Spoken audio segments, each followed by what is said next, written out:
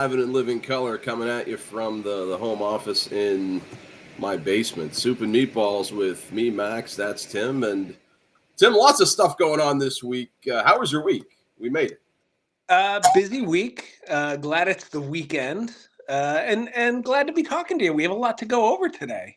Yeah, I looked at the rundown. We got at least a 4.5 hour show. Like this is. I wake up in the morning and I listen to ESPN radio and I wonder, like, you hear the same stuff over and over again. And I feel bad for their producers because they got to produce content for like 4 or 5 hours every day. Yeah. We just have to do it for a week. We have it easy. Right, and we like each other. Who knows about those guys? You don't think that you don't think they get along? I wonder. I don't know. Like Greeny seems like a diva. So I don't listen to that. That's too late. Work's already started by then. Like I'm thinking of the Get Up crew. Yeah, Unsportsmanlike with Evan Cohen, Chris Canty, and Michelle Smallman. Yeah, no, I'm thinking like Rex Ryan and Greeny. Like, there's a world where they don't like each other. Well, so I grew up on Mike and Mike, and Jen we loved Mike and Mike.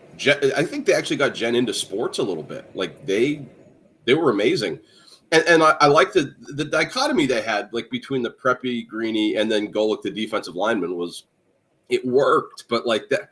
ESPN went into their whole thing about they got firings, they got firing happy. Now it's every year you see who gets cut. So, I think I like Evan Cohen though. I used to listen to him when he was on. They had a show called Morning Men on Mad Dog Sports Radio. Let's fire no one from this show. Our producer is going to be in trouble right now because the research department that we have. They're on thin ice. We'll put it that way. We'll see how things go and how they react live and in living color. But speaking of live and in living color, if you blink, Philadelphia will score again. So last Sunday, the championship games. We all know what the Super Bowl is, but just really quick blurbs about both of these games before we talk about Are we allowed to say Super Bowl on Soup and Meatballs? I'll allow it. Okay, cool. So I'm the show's chief legal counsel. They're in trouble now too. Before we talk about the Super Bowl, Tim, were you worried at all in this one? I forget last week. I mean, you might have had a little apprehension, but that didn't last. When it was 14-12, I didn't feel so great. But when they were dropping a 50 burger, I felt much better. What I took out of this is you'll love this stat as an Eagle fan. The Eagles scored 7 rushing touchdowns. All season, the Dallas Cowboys scored 6 rushing touchdowns. Yeah, and I saw that, and I also saw that the Minnesota Vikings scored 9. So the Eagles were only 2 shy of a 15-win team, or a 14-win team, rather. Is that more indicative of how the NFL is, though? I don't know. Rushing offenses kind of made a little bit of a comeback this year between Barkley and Derrick Henry. A little bit, I guess, but it still feels like a passing league in terms of score. If you're into fantasy football, which is where touchdowns come in, like Justin Jefferson is way more valuable than James Cook for some reason. I don't understand. Can I break out a little Mr. Smarty Pants early today? Yeah, because Mr. Smarty Pants is going to be lacking later today, I think. Okay. So Saquon Barkley has a chance to become the 3rd player to win a rushing title and a Super Bowl title in the same season. Who are the other 2? So Terrell Davis? That's one. I mean, because he did they win the Super Bowl the year he got 2000? I mean, that makes sense. Yes. And then Emmitt Smith. They're the only 2. Wow, how about that?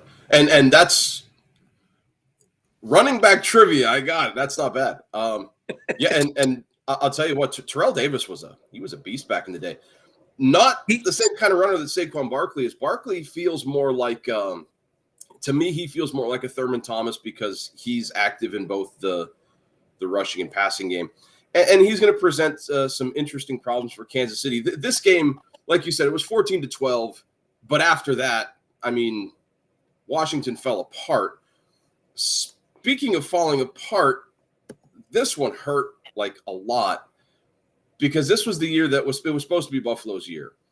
And we had this whole discussion on, are the refs going to be big factors in it? I don't know if they were big factors, but there was the one spot on third down where like the ball got moved and it looked shady. I'm going to tell you flat out, Kansas City won this game. Buffalo lost this game in a combination. Patrick Mahomes amped up his play in this. I heard this on the radio, and I actually agree with it. If you look at the way Michael Jordan played regular season games versus how he played playoff games, that's kind of how you feel Mahomes played this year's regular season versus the AFC title game. Especially after the first drive when Allen almost throws 2 interceptions and Patrick Mahomes is surgical. And he wasn't using Travis Kelce either. I think Buffalo covered him. They listened to us. Yes. But Patrick Mahomes just went to another world that Josh Allen didn't. And here we are again. And for everything that fans, rightly or wrongly want to say about the Chiefs being helped by the officials. Oh, rightly. Yeah, I do think there's merit to it. But, you look at what Mahomes has done. In his 7 years as a starter, he's only ever gone to conference championships or Super Bowls. Part of that is just being on a good team, but he plays the most important position on a good team. Right. So is it time to, anoint him? No, I don't know. I'm still a wait and see guy, but darn it, if he just doesn't lose big games. You have to beat him. You have to beat him. He's not going to lose. Yeah, and it doesn't hurt that they have these great regular seasons where they make people come to Kansas City, which is one of the toughest places to play. And but I'll tell you what, I don't know if that game changes if they're playing in Buffalo. No, for all the people who want to complain about the spot on the Allen sneak, who want to complain about on fourth down, I thought they got it right on fourth down. It was the third down call that was weird, and Buffalo's fault for not giving the ball to James Cook on 4th and 1. Same tush push right. So personnel I felt like that Philadelphia does. I'm sorry. I felt like the officials got it wrong both times, but I still feel like the Chiefs beat Buffalo, not the officials helped the Chiefs beat Buffalo. Kansas City won that game. I'm tired of it. So I don't own a lot of green clothing, but I can lend you some. I would. Well, you know what? This reminds me of whatever Super Bowl it was where the Packers played the Steelers. I think it was the one Aaron Rodgers won, because 2010. I famously do not like any Pennsylvania sports teams, with the exception of Indiana University of Pennsylvania sports and the Scranton Yankees. Everything else in Pennsylvania, I don't root for at all, and oftentimes I root to lose. And the Hazelton area Cougars. There you go. Well, they're professional sports teams. There we go. Or I guess college. But back to that, I went out and I bought a Lamar Woodley Steelers jersey because I was going to root against the Packers, and I was going to show up at my in-laws' house wearing a Steelers shirt, and it was going to be like this big thing, and then Pittsburgh went out and laid an egg. So I'm concerned about whether or not I should go out and buy a Brandon Graham jersey. He's not playing, but he's a Michigan guy. I'm afraid that the jersey jinx might be in, and he might play. He's healthy. He might actually get some snaps. Is he really? Yeah. Oh, cool. Hang on for 1 second. Look at this. I have to take care of. See, our producer is doing something. No, we're good. We're actually live now. Sweet. Is Jen making pizza rolls? No. Different human. Oh. So yeah, it'll make sense later in the show. Look at this. Here we are. Smile. Okay. That's producer stuff. So I'm apprehensive of wearing green as I root for Philadelphia in the Super Bowl, uh, 2 weeks leading up to the game. We can talk about the X's and O's next week, but the one thing that I thought would be kind of interesting, they always talk about the positional rankings, like who's better, Mahomes or Hurts. Mahomes and Hurts won't be on the field at the same time. Right. Ever. So I don't see the point necessarily in comparing those two. What I would be interested in, though, I have 1, 2, 3, 4, 5, 6. I have 8 or 7 different categories that I think you can give an advantage to one way or the other. And this might give us a little insight as to what the game is going to go into. So let's start with the quarterbacks. Who has the advantage when Kansas City has the ball? Kansas City's quarterback, Patrick Mahomes, or the Eagles' front four? You have to give it to Mahomes. He's an all-timer. I was going to give you the option because the Eagles' front four is legit this year, but the Eagles have a great front four, but I have a hard time arguing that as well. I don't think we really need to go into numbers or anything, but I think this is closer than people think. I think the key to stopping Mahomes is, what do they call it? Rush integrity, where you don't get out of your lane and let him step up and do his weird dancing stuff. The thing that's promising, as an Eagles fan, the thing that's promising is how well they contain Jaden Daniels, which isn't to say that Daniels is at Mahomes' level, but the play style is similar. We're going to go Mahomes slightly, though. Okay, flip-flop. Now it's the Eagles' turn. Jalen Hurts versus the Kansas City front four.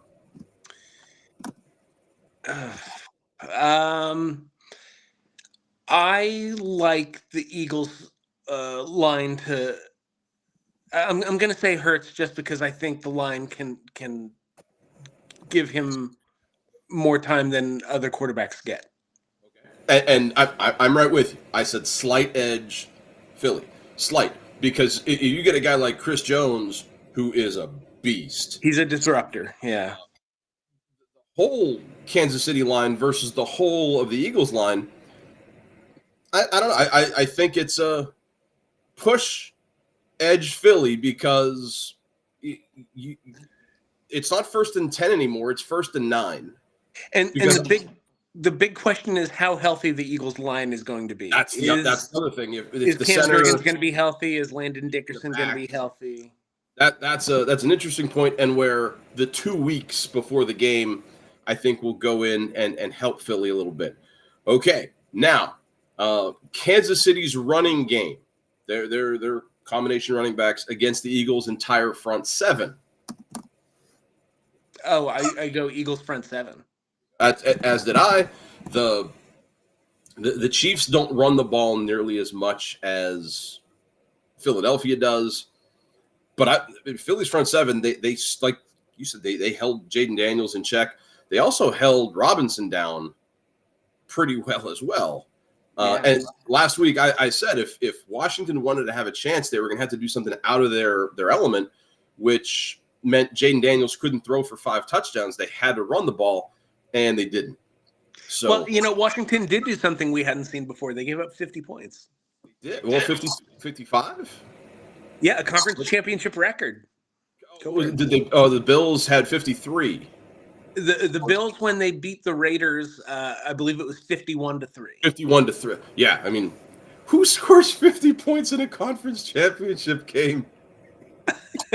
I could spell it out for you, but I don't want to get too cocky. Oh, yeah. So this one, I mean, Saquon Barkley versus the Chiefs front seven. Oh, I like Barkley. I don't know, if he's going to get 100 necessarily, but he might.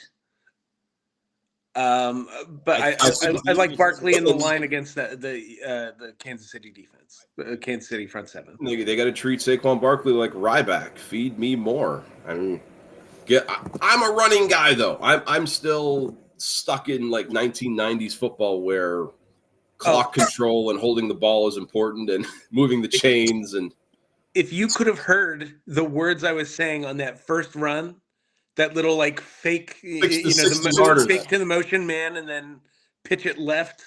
When AJ Brown takes out, he just crumples 3 defenders, and Mailata gets out in front, and Barkley spins off a defender. I was saying words you do not hear in the Bible. Okay. So you weren't yelling at Methuselah, huh? Oddly enough, one time I did. I think it was on the 3rd touchdown. Excellent, good deal. Next up, the whole of the Kansas City wide receiver core versus the Eagles secondary. I like this Eagles secondary, and I don't love Kansas City's receiver group outside of like what Kelsey, brings to it. I think this Eagles defense is much better than the one that Kansas City faced 2 years ago. So I would say the Eagles secondary. So I don't know much about the Eagles secondary. I'll tell you what I like about Kansas City's receiving core. They're fast and they're smart.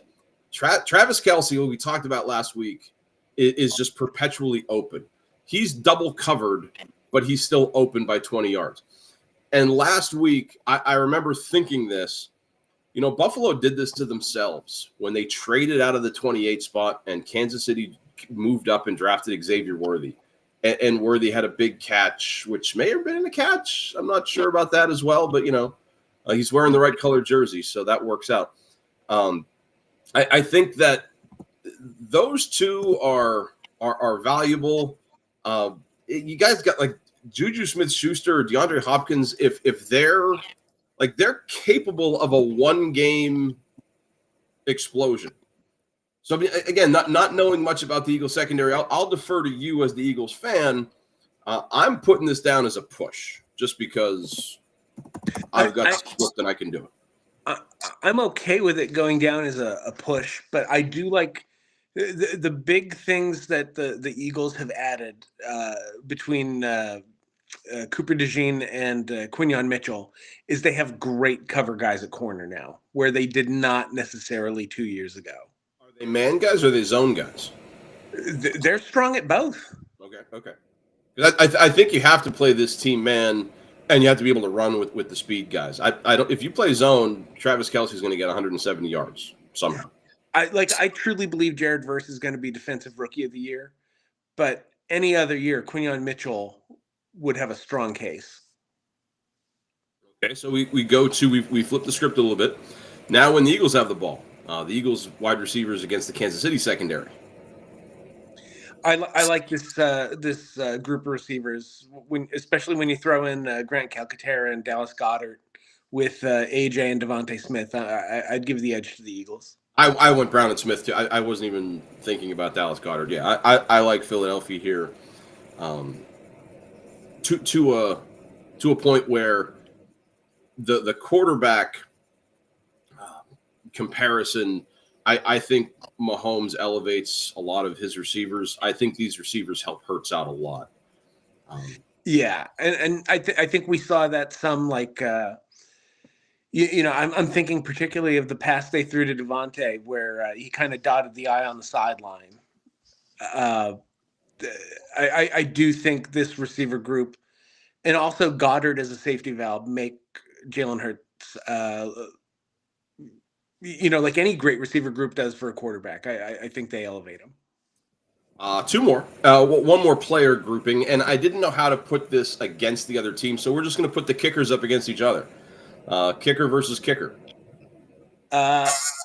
Big edge for Kansas City. It pains me to say it because I love Jake Elliott, and I know we don't get into politics, but I happen to think Harrison Butker's a garbage human being.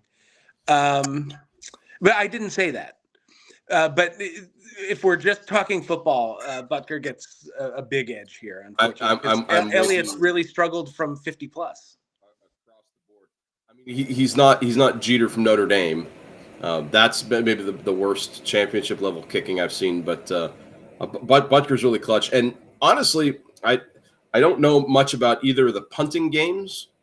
But I think, in a game like the big game Super Bowl, field position is big, and punting in the NFL has, I think it's gone down. The amount of times people go for it on fourth down now. Yeah. I don't. Punting is the new running back. We don't need them. We'll just go for it on 4th and 3. And honestly, even more than punting, what worries me with the Eagles is the kick coverage game, because that really cost them against Washington, where the Commanders, not in the playoff game, but the second regular season game that the Eagles lost, the Commanders were routinely starting at the 40-yard line or plus. So when you only have to go 20, 25 yards to get a makeable field goal, the Eagles, they corrected it in the playoff game against Washington, but they cannot open the door like that to Kansas City. No, Kansas City's return game is good. Yeah. So, overall, we'll just call it overall special teams. We'll go to Kansas City. And then finally, I think the last edge that's going to be Chiefs is going to be guy with the headset. Yeah.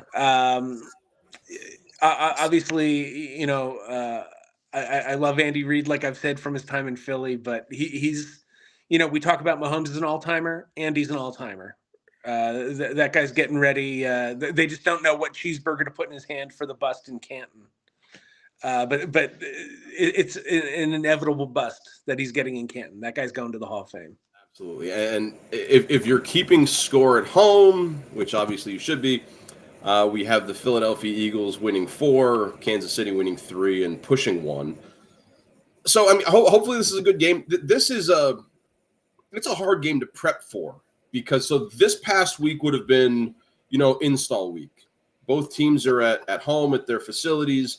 They're probably working 26 hours a day.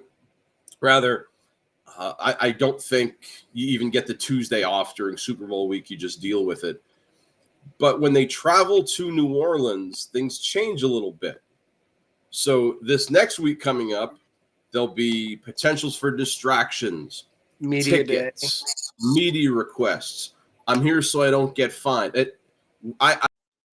I've applied for media credentials for Soup and Meatballs. Heard back yet amazingly. Come on, Goodell. All kinds of distractions. And here's where I think both teams have an advantage, because they've been there within the last couple of years. They know what to expect. Had this been, a Buffalo-Philadelphia Super Bowl, I think Philadelphia would have had a massive edge in the we've been there department. But that's another push that we'll talk about next week. What kind of distractions we see? It'll be a fun place. New Orleans Super Bowls are usually good.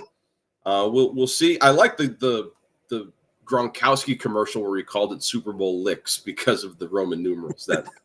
That amused my small-mindedness. And the Eagles have already lost once in New Orleans, Super Bowl 15. So that means they've got to win this one, right? Well, on the minds of most Eagles fans and all of the Eagles players and coaches, I'm sure the travesty of Super Bowl 15 against was it the Raiders? Yeah, lose to Jim Plunkett? Come on. Redemption on the line for Philadelphia as we move forward. It's taken us 22 shows, Tim, to get to the time of year when college basketball is starting to mean something and something for us to talk about. Later this evening, the biggest rivalry in all of college hoops takes center stage, or center court, or whatever you want to call it. The number 2 ranked Blue Devils of Duke are hosting the 13-9 North Carolina Tar Heels. Duke coming in 13.5-point favorites in this one, so I guess North Carolina is going to win this one 13-10, right, Tim? What do you think? 13-10 sounds about right. And it's funny, for as much as I love basketball, I don't think I've watched more than like an hour of college basketball. Like if you were to add the little snippets of every game that I've seen this year. 57 minutes more than I have. Yeah. And I love the weird. I love the NCAA tournament, but maybe it's just me getting older and sounding like an old man when I say college basketball, when it's not guys who are staying 2, 3, 4 years just lacks the juice, that it had when we were watching in the 90s, and you had where I actually knew who was going to be on the preseason All-America team.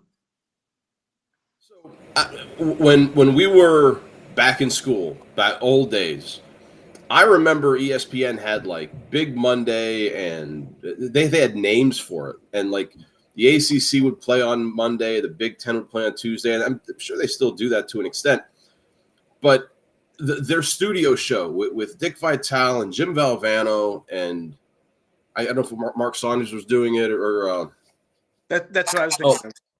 Not Mark Saunders. I can't think of Saunders' first name. I'm a terrible person. John Saunders. John Saunders. Mark Saunders is a friend of mine. Football coach got me into coaching. That's John where my Saunders head is was. a friend to us all. John Saunders, he was a friend of the BCS back in the day, but that neither here nor there. ESPN had this great show that would lead into the game. You'd watch the game, they'd have a halftime report, and part of it, I agree with you. The whole one and done culture in college basketball. I mean, I didn't even know coming in that Duke put together a recruiting class with 4 5-star recruits, led by Cooper Flagg. He's the big name. Kaman Maluch, Isaiah Evans, and Con Newpol are all big 5-star recruits, the biggest class maybe in Duke history, and they're all first-round prospects in every mock draft I've seen.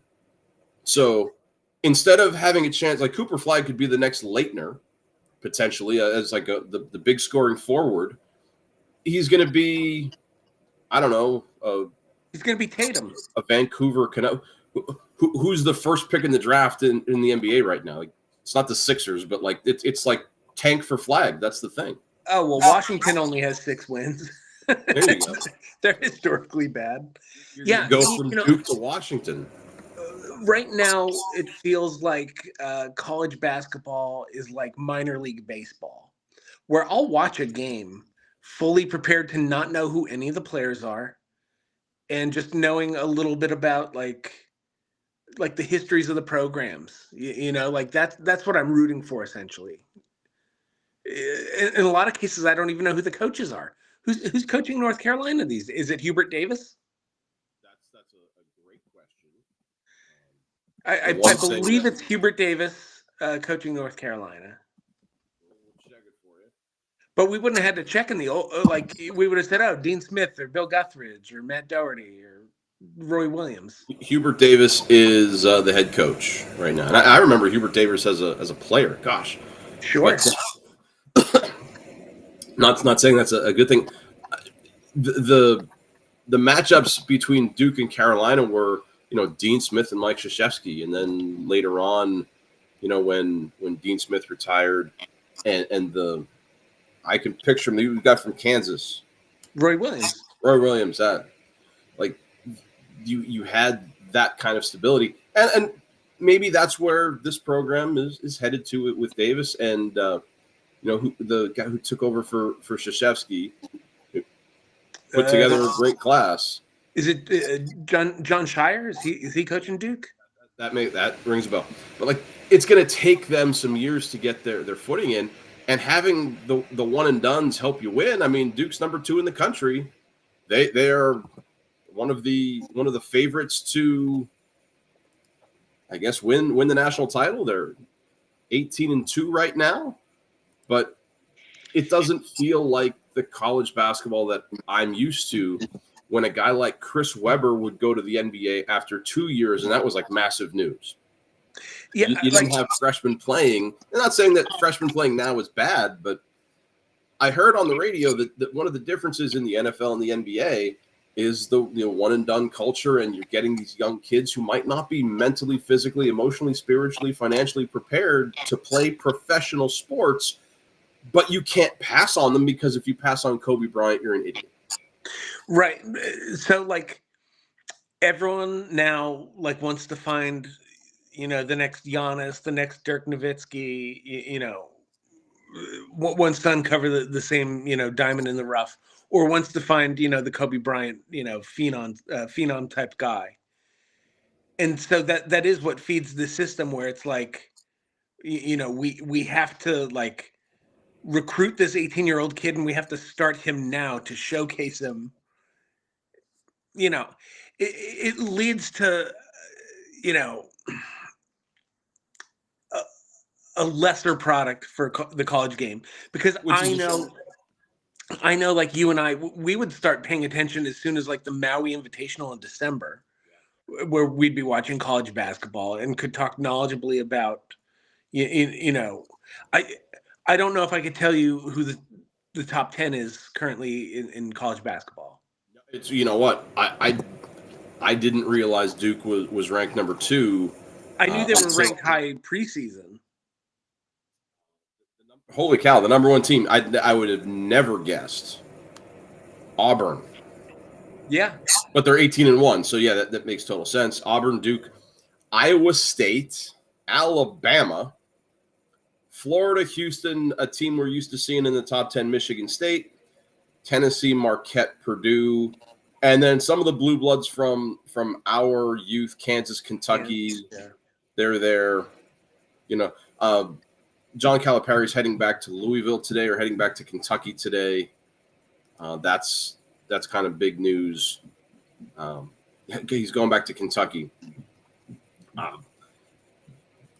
But I feel bad that it took Duke, North Carolina for me to like go online and say, oh, wow, this is something we can talk about in terms of college basketball, because the tournament is fun, but really beyond that,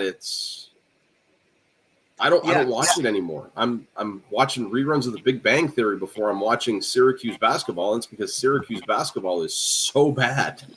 I watch college basketball as like to get me through to Jeopardy before I turn on an NBA game. Like if there's like a 6 o'clock tip off on like FS1, I'll watch like Villanova St. Joe's. So Syracuse has played 21 games. Can you guess how many games they've won? Out of 21. 11. 9. So you're close, but like that's still so poor considering, you know, the kind of team they used to be.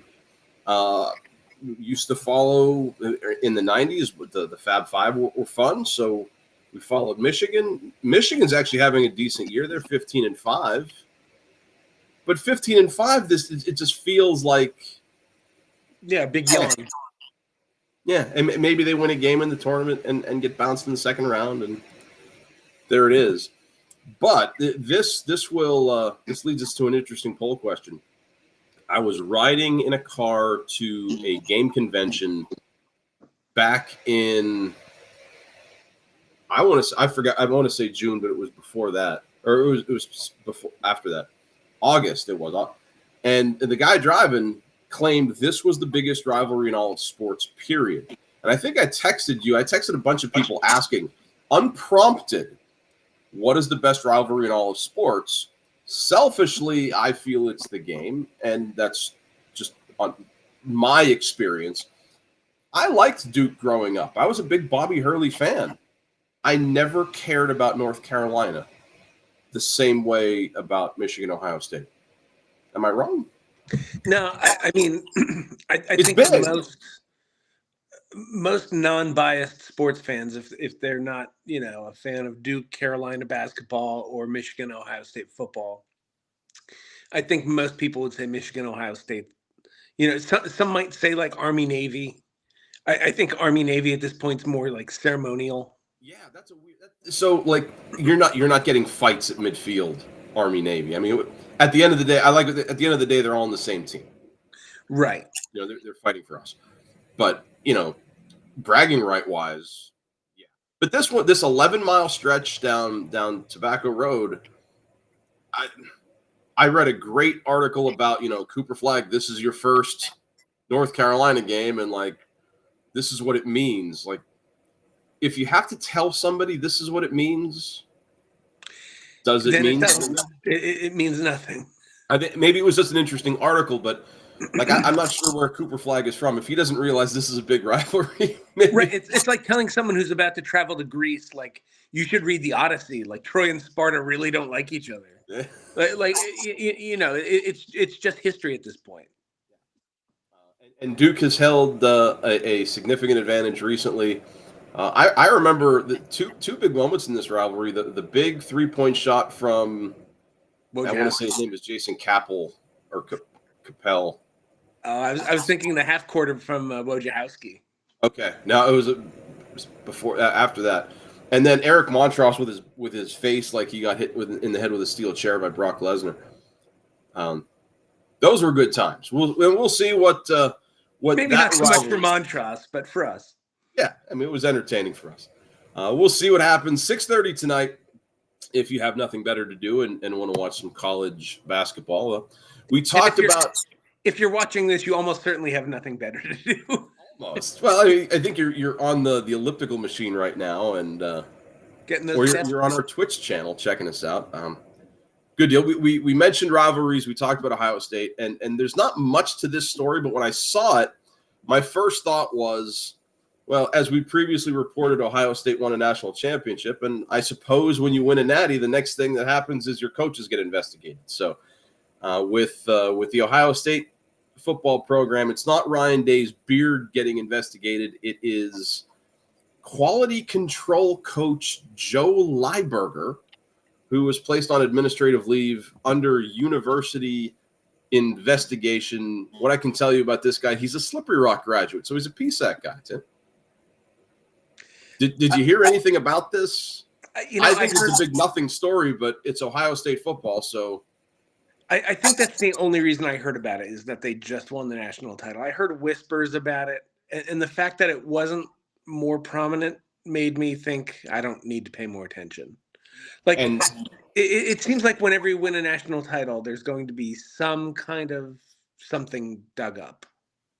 Because no program is completely clean. No. And speaking of which, for equal opportunity, this is a nice lead into the Michigan program that we follow.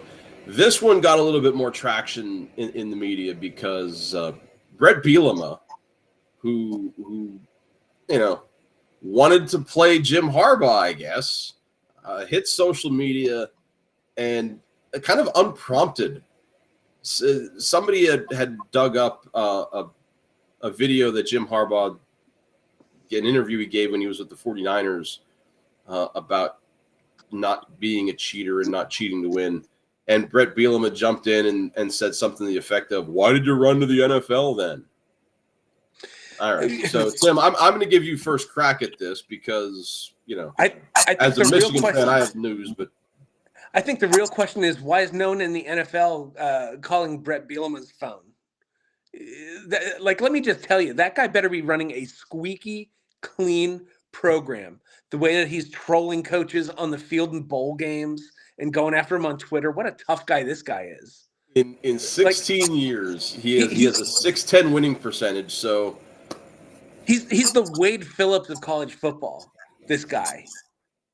So he can shut his mouth. Yeah, I like it. So his best finish, he finished 7th twice.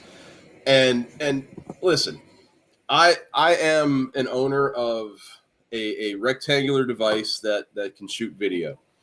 I went out to my school's football field and I shot video across the field. You know what you get? Grainy footage of some teenagers playing football? Not a lot.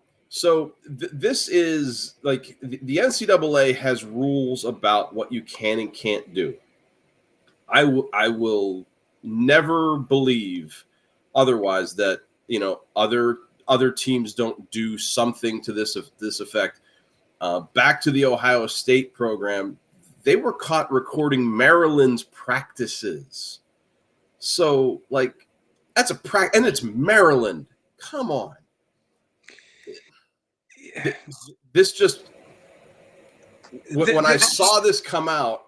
First of all, the headlines were all clickbaity. They want you to give them clicks and all that stuff. It wasn't even that big of a deal. Well, my first thought is, why did Jim run to the NFL? He's been running to the NFL for 5 years. He's a guy that he will never dig his heels in and stay at a place. I think he's with the Chargers for 5 years, unless they win a Super Bowl. Then he'll go find something else to do. He doesn't seem like the kind of guy that's ever gonna settle. like in an area. Does that make sense? It does, and I feel like if the Heat hadn't gotten so hot at Michigan, maybe he would have tried to do it, run it back and try to win a second. If he was going to go, and if he was really thinking about going, losing 18 guys to the league, with his quarterback, that it felt like, this was the right time mentally, and let Moore come and rebuild from what he's rebuilding with. And also walking into a pretty good situation with Justin Herbert as your quarterback. Yeah. I mean, as a Bears fan, whenever the talk of Harbaugh to the NFL was going around, Chicago was always thrown around because Harbaugh played there.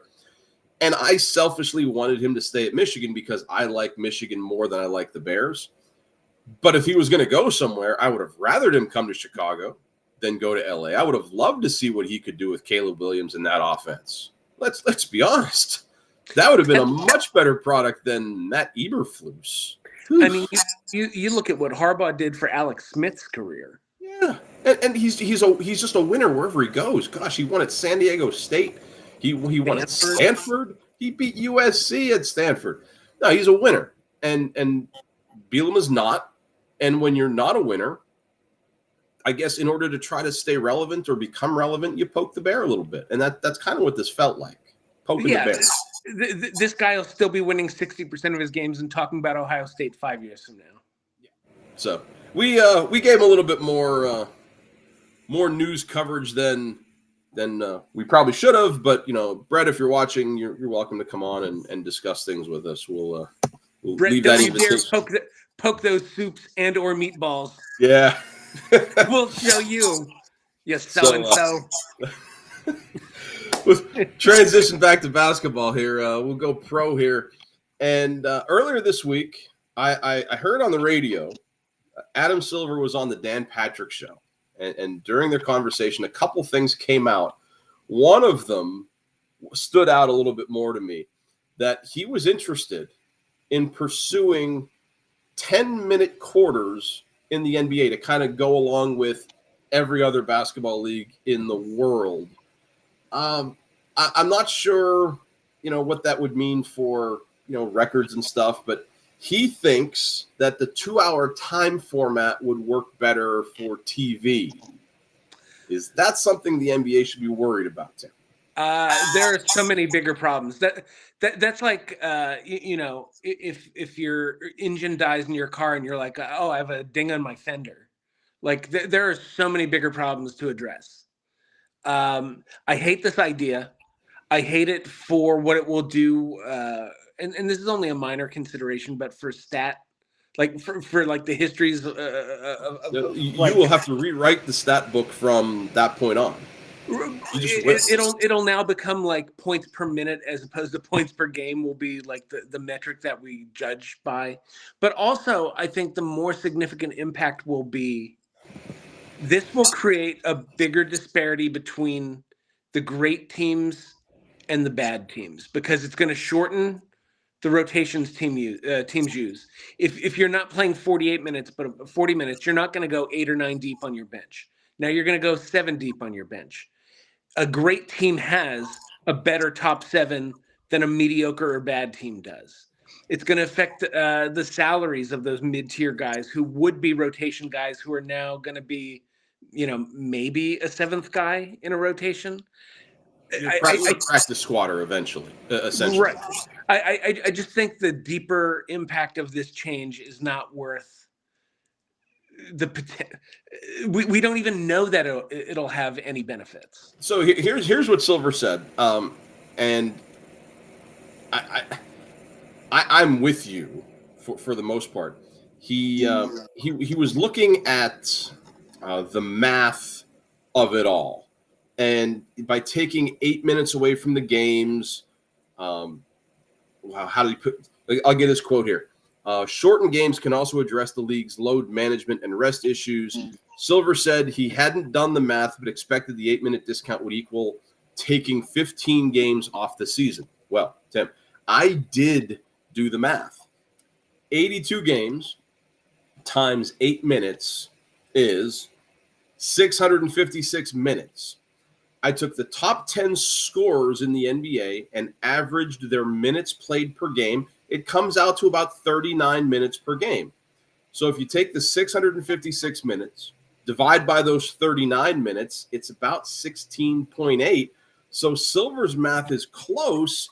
I don't know if the math is telling the whole story, though, because you're not wiping out 15 games, therefore load management goes away. You're just distributing those numbers across time and space. So I think he's trying to use math to confuse people, and I did the math, and I was confused. Yeah, you can't tell me that Joel Embiid will be like, oh, we're only playing 40 minutes tonight. I'll suit up. Get me out there. No. Guys who are going to load manage are going to load manage no matter if it's a 40-minute night or if they're going to go triple OT.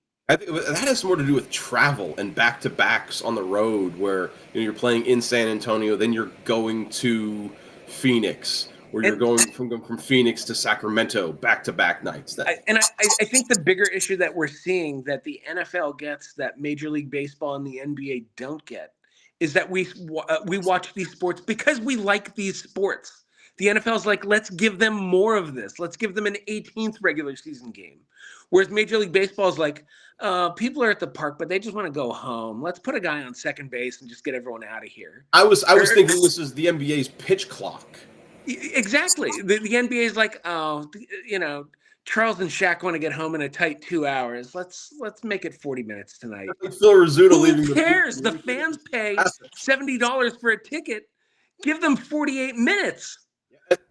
So again, in that article that I saw, Adam Silver mentioned people at the stadium don't want this. It's the people at home watching on TV. This is being driven by ratings, which on TNT have dipped. ESPN and ABC, the ratings are holding steady for whatever reason. No one is more at home than me, and I don't want this. I never leave my home. All I do is watch basketball. Adam Silver, give me my 8 minutes, dude. What are the stadium capacities of these places? Like 25, 20? 20,000? How many people are watching it? How many millions of people are potentially watching at home? Well, and what am I going to do if the West Coast game ends 20 minutes earlier? What I'm going to watch more Seth Meyers after the West Coast game? None of that makes me want to watch the league anymore. But this rule change that this was kind of like snuck in the back corner, didn't get a lot of publicity. Free throw changes, potentially taking away if you're fouled on a 3-point shot, taking away the third foul shot. You only get 2 foul shots. Did you see that? You hear about that? I did, and that's dumb too. I mean, there's a stat page I found online, pbpstats.com. There were 610 3-point shooting fouls in the 1,376 games league-wide this year. The average game features less than half. Why are you changing something? Except in the last 2 minutes where people can get foul happy, if you're up by 6, the likelihood that you foul a 3-point shooter goes up so that they can't cut the lead. Like the prospect of a 4-point play is essentially like the NBA equivalent of like a triple. It's one of the most exciting things that can happen in the sport, and you're going to eliminate it. I think it's like getting rid of like the missed shot 3. Instead of 3 shots, you get 2. I think if you hit the 3, it's still worth 3 when you're fouled. Okay. They're not getting rid of the 4-point play. They're just the uber aggressive perimeter defense. I see. Will get more aggressive because if you foul them and they shoot a 3, they're only going to get 2 shots. Which I think it's dumb, but like if they want to like test this out in an all-star game setting or in preseason, fine, have at it. But I think you'll find very diminishing returns. We can test it this year because the all-star reserves were just announced this week. Hey, and from what I saw, this year is the year they're going to do the tournament. So they have 4 teams of 8 players.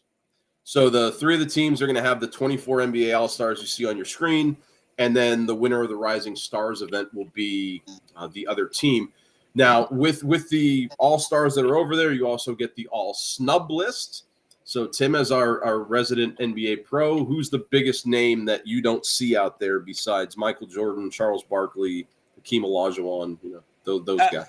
The four that stuck out were Tyrese Maxey, who's having a great season for the Sixers, but just couldn't quite crack the list here. LaMelo Ball, who's averaging close to 30 a night, but hasn't quite been on the court for a 12-win team. Domantas Sabonis, out in the West. Got a lot of love online. Yeah, he's a guy who fills up a stat sheet, but just couldn't quite make the cut. And who's the fourth I was going to mention? I said Maxey, Ball, Sabonis. The fourth one will come to me. Trae Young. Trae Young was a big one.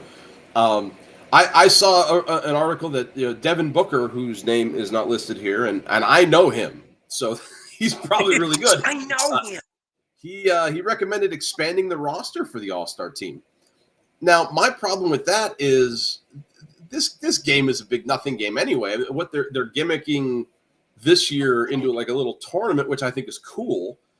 I think it might be more exciting to watch like playground basketball. Remember when we were at West Court and like we played to 100 because we had nothing better to do. But can you imagine like 8 teams? They're just 5 players. There's no subs, and you just play to 10. And if you want to play half court, dude, you have a half court game here, a half court game there. You play a full court game, that's fine. But make it like these guys play to 11 on the playground, and then if you win, you move on. If you lose, you leave, or you have a double elimination type thing. But the whole concept of reserves, to me, you don't need reserves. Just let everybody play. Just shorten the game. Take 8 minutes away. Right? Expanding the roster feels like something for the agents. To be like, to put like, here's a contract bonus for if my client makes the All-Star game. I didn't think of that. I think it would be more fun to have it as a one-on-one tournament. Like I wonder how hard people would go in like one-on-one iso ball. Just they don't play hard because they don't want to get injured anyway. You could at least loaf in a 5-on-5. Right, but I wonder how much pride would come on the line in a one-on-one where you can't hide behind any teammates. Like I saw a clip from the 90s of Kareem and Dr. J playing a one-on-one at one of the All-Star weekends. And even though those guys were pushing 50, back when men were men. Yes. They were pushing 50. I mean, Kareem retired at 39, so this would have been like 92. He was like 45. It would be like if you and me were playing one-on-one at All-Star weekend.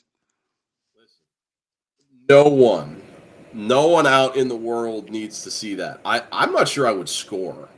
I haven't shot a jump shot in at least 5 years. I don't think you'd have to. You'd elbow me in the head a couple times and do a little thing near the basket. I have no post defense, and you're about 1.5 feet taller than I am. I know it doesn't look like that here on screen, but I'll just wear elbow pads and I'll just like stuff them with like marbles or something. Kinda. Yeah, like I'll would have to, to death. I would have to use my quickness and speed to get off jump shots, and spoiler alert, those are long gone. Yeah, if I ever had them to start with. Quickness is headed for the door, and speed is right behind him. Horse or pig, I might have a shot at. But didn't the NBA try horse or pig? That was a thing, I think. Yeah, at a horse game. I want to say I might be confusing this with the 3-on-3 where they would take an NBA player, a WNBA player, and a celebrity from that city. But I seem to remember where there was like horse, where they would take like someone from like the Fever against someone from the Pacers. Yeah. And then a media personality, which reminds me, dude, we talked about this a couple weeks ago. Was there anything ever cooler than the MTV Rock and Jock game? I love the Rock and Jock. I That still love was. the celebrity game on All-Star Weekend. Do they still have that? Like, is Kevin Hart still playing? And I think they only have it so Kevin Hart can play. that's like I don't watch it, but I know that's a thing. Yeah, like the NBA and the NFL, like their skills competitions still pale to the home run derby. The NBA's tried. I like the obstacle course they came up with. I mean, they've tried to gimmick up All-Star Weekend a little bit, and the first year is always interesting to watch. I just saw the Pro Bowl skills competition was this week. That was interesting to watch. The receivers had to catch like a one-handed ball, and then they put on mascot gloves to try to catch. That was funny. But I mean, they don't have staying power. I think home run derby dates back, when Willie Mays was in an actual 9-inning game of home run I derby. enjoyed the 3-point shootout between Steph Curry and Sabrina Ionescu. That was fun. We'll see what the NBA comes up with. As far as the league back on the court stuff, I check in the standings every week for our show, and looks like the Cavs are 6-4 in their last 10. They lost 3 in a row at one point. They lost to Philly. Eesh. Yeah. But they've won 3 in a row now, so they're still the number 1 team in terms of winning percentage. Boston right on their heels. Really, it doesn't matter until the bracket is set, and we have a long way to go till that. Is there anything newsworthy for Boston that you're looking for this week? The only thing was they had a tough home loss this week to Houston, which makes me a little worried for the playoffs. That it seems like they're shrinking from the better teams in the league a little bit. They got time. They have time to work on stuff before the bracket hits. And speaking of time, there's not too much time left. It's almost spring training time, believe it or not. Pitchers and catchers report 13 days. Can you believe that? 13 days. It's almost and I'm still writing 24 on my checks. Yeah. You're still writing checks. Well, yeah. I was going to defend myself, but I am. MLB.com has just released a ranking. I get these emails every day. Trying to stay relevant in the offseason. I get it. So they ranked what they felt was the top player position, or the top players at each position, with the headline, "The top players entering 2025." And we have them up on the screen there. And a couple of them stood out to me as a little bit of a surprise. I wonder, first base, if Freddie Freeman is there, it's part of World Series hangover, maybe. I like Vlad Jr. a lot, despite his defensive deficiencies. You got guys like Bryce Harper as well. And I'm not saying Freeman's bad. It's not like I'm holding a grudge or anything. But overall, at the position, 11th in home runs, 7th in RBIs in that lineup, 6th in runs scored. In a traditionally power position. Yeah, but 4th in batting average, good for him. And he does lead the way in walks. He doesn't strike out a lot, but neither does Guerrero. They defended their choice. MLB said Steady Freddie has easily been the most productive first baseman since 2021. Why? Great. You're going into 2025 with 4 years of wind at your back, I guess. Yeah. If I had to pick, I'd pick Guerrero over Freeman, and that's with his defensive. He's a DH in waiting. I would too. I was surprised to see Freeman at first. I was also surprised at shortstop, which I think a lot of people were. So I actually wrote this down. Between Bobby Witt, Lindor, Francisco Lindor, and Gunnar Henderson, it feels like we have a trio of shortstops like we had in the 90s. Yeah, the A-Rod, Nomar, Jeter. But Bobby Witt was right there for MVP. And when New York played Kansas City in the playoffs, like I didn't want to know anything about Bobby Witt Jr. And Francisco Lindor's achievements are well documented on other shows where they talk about the Mets more. Really tough position. The other one, at least that made me like open my eyes a little bit, besides starting pitcher, like Zach Wheeler. Like you didn't see a guy like Scooble or Chris Sale. I always think Skeens because he's like the big thing, but he's too young to be the best at the position. Chris Sale would be the Freddie Freeman pick at pitcher, a guy who did it for a long time and had a career peak last year. Yeah. How about Wilson? Is it Wilson Contreras? William Contreras. Tremendous year. One of the big reasons Milwaukee was what they were. I give a little bump to Salvador Perez in Kansas City because I love me some Salvador Perez. He is a tremendous hitter. He's good behind the plate. Not as good as Contreras is, but other than that, I think they did a pretty good job. I love Marti at second. Jordan Alvarez is a pain. Whenever there's a big spot, he's always up. He's just one of those guys. Julio Rodriguez. There were news. Yankee Twitter does this. They'll put all these weird trades out there, and like before Rodriguez made the big leagues, people were writing about like, what if we trade this guy and this guy for Julio Rodriguez? And people would be like, "You are so dumb. You're essentially trading like a $5 bill for a 37-carat diamond. Like, do you know how stupid you sound?" And I didn't know who Julio Rodriguez was at the time. And if you look up minor league stats, you get, he's hitting 260 and he's got 5 home runs. Like, that doesn't look anything special. But people who know baseball. And this guy he's something special. He's a puppy. Ramirez at third, another guy that we saw in the playoffs, just really, really good. I don't have any problem with any of those guys. What do you think about Ohtani? Not being listed there. They don't have a DH spot for him, but to not like throw him in the outfield somewhere. The reigning 50-50, top 2 player in the game. Hold on. So we got to do some. Get my producer on the line here. I think to be fair to MLB.com, they were looking at where you played, and I had to see here standard fielding. He played 0 games in the field in 2024. However, if you go back into 2021, because that's what they did with Freddie Freeman, he did play 1 game for the Angels in left field and 6 games in right field. So, but DH is an accepted part of the game in both leagues now. It is. Well, they just didn't list it here. He would obviously be the number 1 DH. I don't think there's a question. What you cannot see because of our awesome logo covering Devin Williams, the number 1 relief pitcher. So the Yankees have 2 of the top players at each position: Judge out and right, and Williams in the pen. It's that time of year. Like, get your bags packed. We're going to Tampa. We're going to Arizona. Spring training. Where does Boston train? It's south of Tampa. I can't think of it. Bradenton? Right, because I've been there.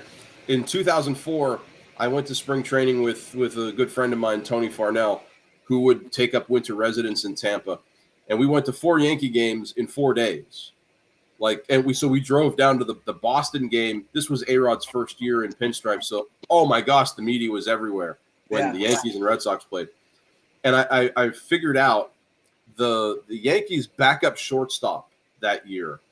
I can't think of his name, and I'm not going to look it up because I don't want to. Was massive. 2004 Yankees roster. Yeah, I got to see how big this guy was because I was right on the fence. I was able to take a couple cool pictures. Who am I thinking of? Holy cow! Maybe he didn't make the roster because Derek Jeter was the shortstop. It couldn't have been Felix Escalona. No, it wasn't him. How big? I mean, what's that listed height? Oh no, it wasn't Felix Escalona, and I'm really disappointed that the name isn't popping out. Boy, you've been like a minor leaguer that year. Did he come up maybe in 2005? This is going to be one of those, like, after the shows, I'll be like, oh, yeah, it was Tony Womack.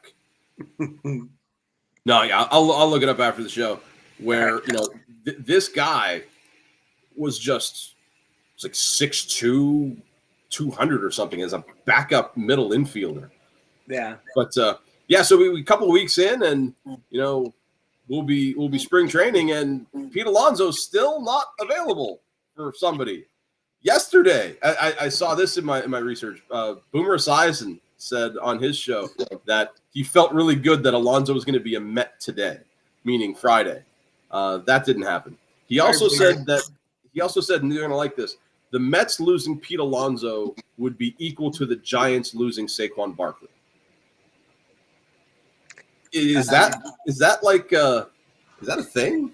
No, because the Giants had nothing after terrible, Barkley. The Giants were a terrible team that lost their star player. The Mets are a playoff, almost World Series caliber team that is losing Alonso because they brought in like a top 5 generational guy. Vientos who can play first. This would be like if the Giants lost Saquon because they signed Derrick Henry. Okay, that's fair. I don't see it like, the Mets are not in a position to sign him yet. Like we don't know what Hard Knocks New York Mets is going to be like. They're talking on the phone. Oh, I really don't want to lose this guy. They had an offer. They had a counter. It just feels like this weird dance that just isn't going to end. It's not going to end well for somebody. Like it's going to end up with Alonso in Anaheim, like we talked about, and he really doesn't want to be there, and the Mets don't really want him to be there. But it's like when you're the standoff where you don't want to break and the other guy doesn't want to break, and nobody gets what they want in the end. Now we've been talking about this for weeks now. Yeah, and I think we're going to be talking about it next week too. I just don't know how this ends well. It doesn't end with Alonso as a Met, I don't think. And I don't think it ends with Alonso getting what he wants, which, like you'd said, like the option of him going to Anaheim. That's very real, very on the table, and I hope he likes finishing 4th in the AL West. Playing baseball, though. I mean, the other big name in free agency still, Alex Bregman, has money on the table. The Astros had offered him a 5 or 6 year deal, $150 million. He's out testing the market, and a lot of the reports I saw on him are saying he's going to be a 1-year opt-out. He's gonna sign with somebody for a multi-year deal with a 1-year opt-out, and then he's going to be a free agent next year and just do all this all over again. I don't see the point. The names I saw associated with that, you might be interested in. The Red Sox were one of them. And do they have a spot at third? No. So where's he going? See, and I wondered if the Yankees were going to throw money at him. I don't know why they don't. Yeah. It seems like a no-brainer to make him a 1-year rental at third. If he wants to do the 1-year opt-out, yeah, sign me up. Put Chisholm over to third. Because the second base and third base market is very poor. It really is. I mean, the Yankees are going to start Oswaldo Cabrera or John Birdie. Like, move Chisholm over to his natural position at second. Bring Bregman in for a year. I said this last week that I would be really cool with the Yankees signing Max Scherzer. He signed in Toronto. Like, they were in on a lot of the big names. Like, they were in on Soto. And now they have this consolation prize of 40-year-old Max Scherzer. We'll see how many starts they give him. I would have loved to see Scherzer in New York, but there's no movement with Bregman and the Yankees. I saw the Cubs and Tigers were also up there. I think the Cubs would make sense for a 1-year rental as well, but that's one of those. We'll see. We'll be talking about it next week. Probably. Will we be talking about it in spring training? Possibly, because that's 3 weeks away. 13 days. Wow, amazing. So, new segment on the show, Tim. So we call this quick hitters. We get 4 at-bats in a game. We're going to do 4 quick hits. Tim, you haven't been vetted on any of these headlines, so I'm looking for off the cuff, really quick. We don't need full in-depth, unless you want to go in-depth. We'll see. And I thought unfiltered hair. I thought about stuff maybe we hadn't given a lot of love to on the show. And, the first at bat is hockey. So the chairman of the NHL's Nashville Predators wants to bring the WNBA to Nashville with a massive investment group, including Peyton Manning. And the idea is to name them the Tennessee Summit after the late, great Pat Summit. Tim, how do you like that? I like the idea of honoring Pat Summit. I don't know if the WNBA is quite ready to expand yet, just because, they're being propped up a bit by the NBA financially. I think when we get to like the peak of like Caitlin Clark bringing like $1 million salaries to WNBA, which I think is very much in the offing in the next 5 years, I think this is an idea that's maybe 3 to 5 years ahead of its time. There you go. 1 for 1. Hard hit single up the middle. At bat number 2, sticking with hoops on Thursday night, Spurs star and now all-star Victor Wembanyama came out, hit the refs a little bit, saying he was frustrated with the lack of respect / lack of calls from the referees. Tim, does he have a point? He does, and it's because the league always likes to go after the new guy, and they always like to go after, they want to put the biggest guy in the league on their poster. And so he's got 2 sets of crosshairs on him. He's 100% correct to hit back at the refs. There it is, 2 for 2. Runners on first and second. More hoops just for you in at bat number 3. And you touched on this a little bit earlier this week. It was announced that Caitlin Clark was offered a spot in the NBA's All-Star Weekend as a participant in the three-point shooting contest. Sabrina Ionescu faced off against Steph Curry last year, but Clark declined the invite, saying she wants to participate in the WNBA version first. Is she making the right call? I understand why she feels that way, and I respect it, but I think it was the wrong call because I think it would be a great opportunity to have Caitlin Clark on the NBA All-Star Weekend. I think that grows the game. Is it the right move for her?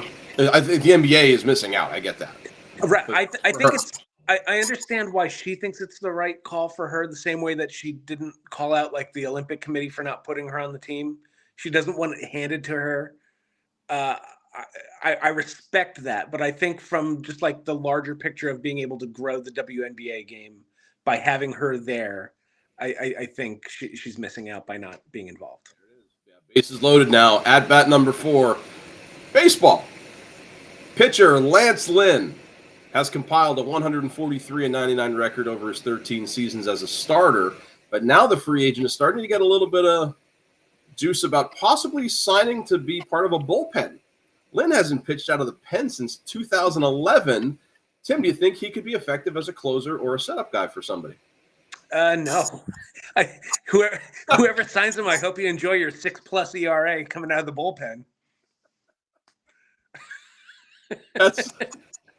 That's a bases loaded clearing double.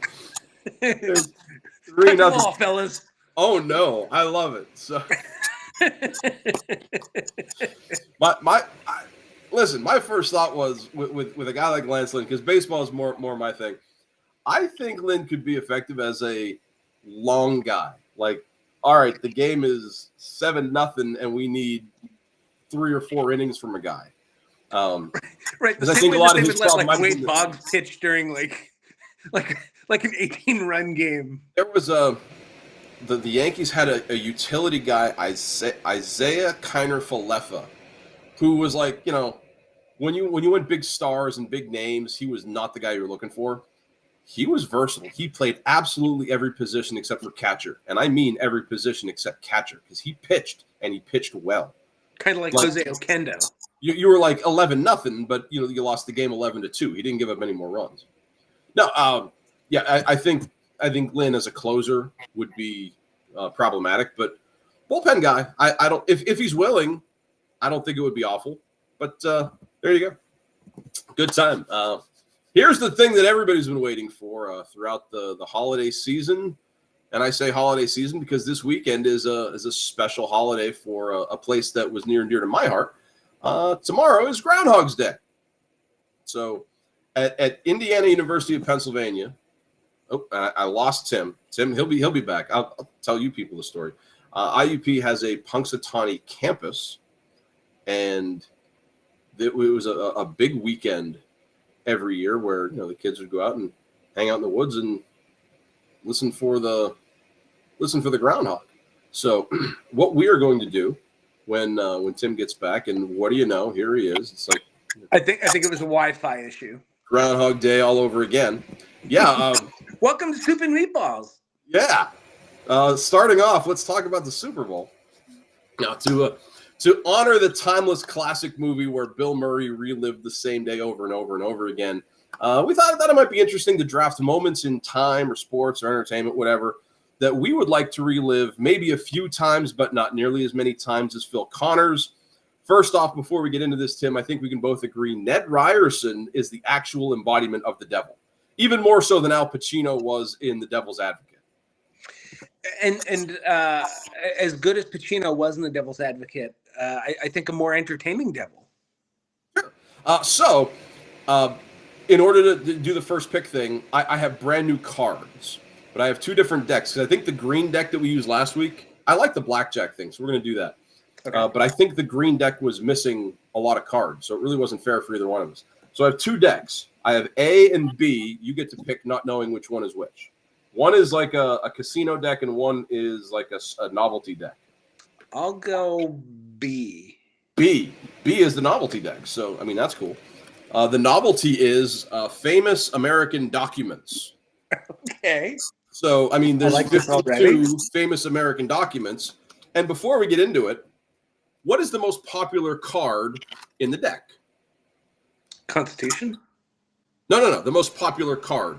Oh, the instruction card, the how to play? No, come on.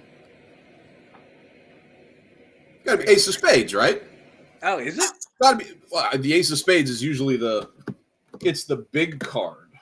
So okay. in deck B, I'll show you the Ace of Spades. It's always the card that has like the name of the company, or like this one has a special logo on it. Yeah. So the Ace of Spades in the famous American documents, what do you think would get the Ace of Spades? I'm going to stick with the Constitution. You would think that, and you would be wrong. So the Ace of Diamonds is the Constitution. Okay. The Ace of Hearts, Thomas Edison's patent for the light bulb. The Ace of Clubs, the first, second, and third Virginia charters. And the Ace of Spades, everybody's favorite American document, the Treaty of Guadalupe Hidalgo. Oh, sure. This is my next guess. There you go.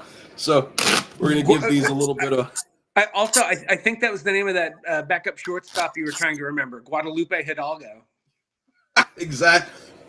Eric Almonte. That's what jarred that loose. Sure. Eric Almonte is who I'm thinking of. He was at camp. He is 6'2", 245. Oh, that's a big boy. Holy cow. And as I'm trying to get a picture of Jeter, and he's standing right next to him, and like, this guy is 6'2", 245. Thank you, Guadalupe. You're trying to get a picture of Jeter, and you're like, is there a lunar eclipse? Why is Jeter standing in perpetual shadow? Amazing. So, all right. So I'll be the dealer, which means you get the top card. Okay. All right. So you're getting. It's tough to see because of the light. The Two of Hearts. So you have a 2. Okay. I have a 9. Okay. You now have a 9.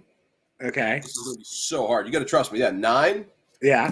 And then I'm sitting on a 6. So you've got 11. I've got 15. I mean, you always hit on 11. Double down. You're going to hit, and you scored an 8, so there's your 8. So you're up to 19. Yeah, I'm going to stand on 19. And I'm at 15. 15 plus 4 is I'm at 19. So we push. Oh, we got to push. So now. What in the name of Guadalupe Hidalgo? This is the most ridiculous thing. Can't we just go back to color now?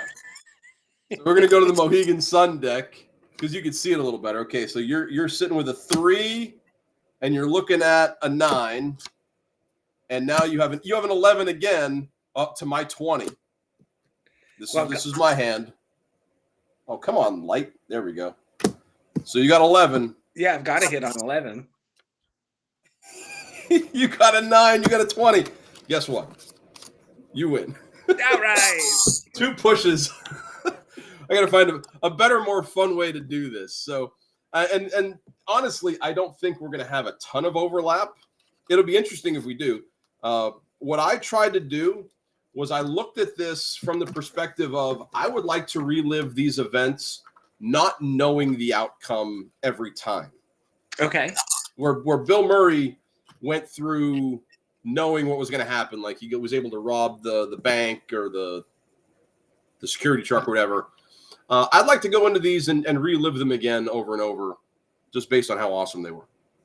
So I'm going to take one that I think could possibly be on your list as my number one, and it's the David Cohn Perfect Game. Yeah, that made the list. So now, oh boy, I'm down to 5. I have 6 on my list. So okay, I'd be surprised if any of my other 4 are on your list. Oh, you never know. But I'll tell you what. I mean, just saying the words David Cohn Perfect Game, and I get goosebumps. And it's not the fact that we were able to watch it on TV. We saw it live. Yeah. I mean, the David Wells Perfect Game or the Domingo Herman Perfect Game. Oh, big deal. Now, being there made a big difference. Yeah, and also just like little details about that day that we started off like way up in the left field upper deck. So hot. And we were able to just like hustle our way down to the first base like field level. One of my favorite anecdotes about this game comes from the broadcast. So it's 6-0, and it's the bottom of the 8th, and Bernie Williams leads off the bottom of the 8th with a double. And Tim McCarver says, "Man, David Cohn really wants this insurance run." David Cohn wants to get back out there and end it. David Cohn finished the game with 88 pitches. He didn't face a 3-ball count. He doesn't want a 7th run. He wants to go pitch. Come on. That might have been among the dumbest things any broadcaster has said anywhere ever. And for a catcher, too. Like, a catcher should know better. But the thing that will stand out, my dad will always talk about the Ricky Leday catch. For me, it's always the Chuck Knobloch plant at second base and throw, because where we were sitting right behind first base. Yeah. So the ball was coming, and I was just waiting for it to sail and like hit one of us in the head. Best throw of Knobloch's life, I think. But David Cohn Perfect Game, yeah, undoubtedly, yeah, easy. And that whole weekend, I'm gonna pick that whole weekend is memorable to me. Just July of '99, on break from college, and then when that David Cohn game happened, I couldn't wait to go back to BU to tell all my friends. I was like, oh yeah, no, I did a couple things this summer. Saw a Perfect Game, no big deal. No big deal. It was only the 16th one in history.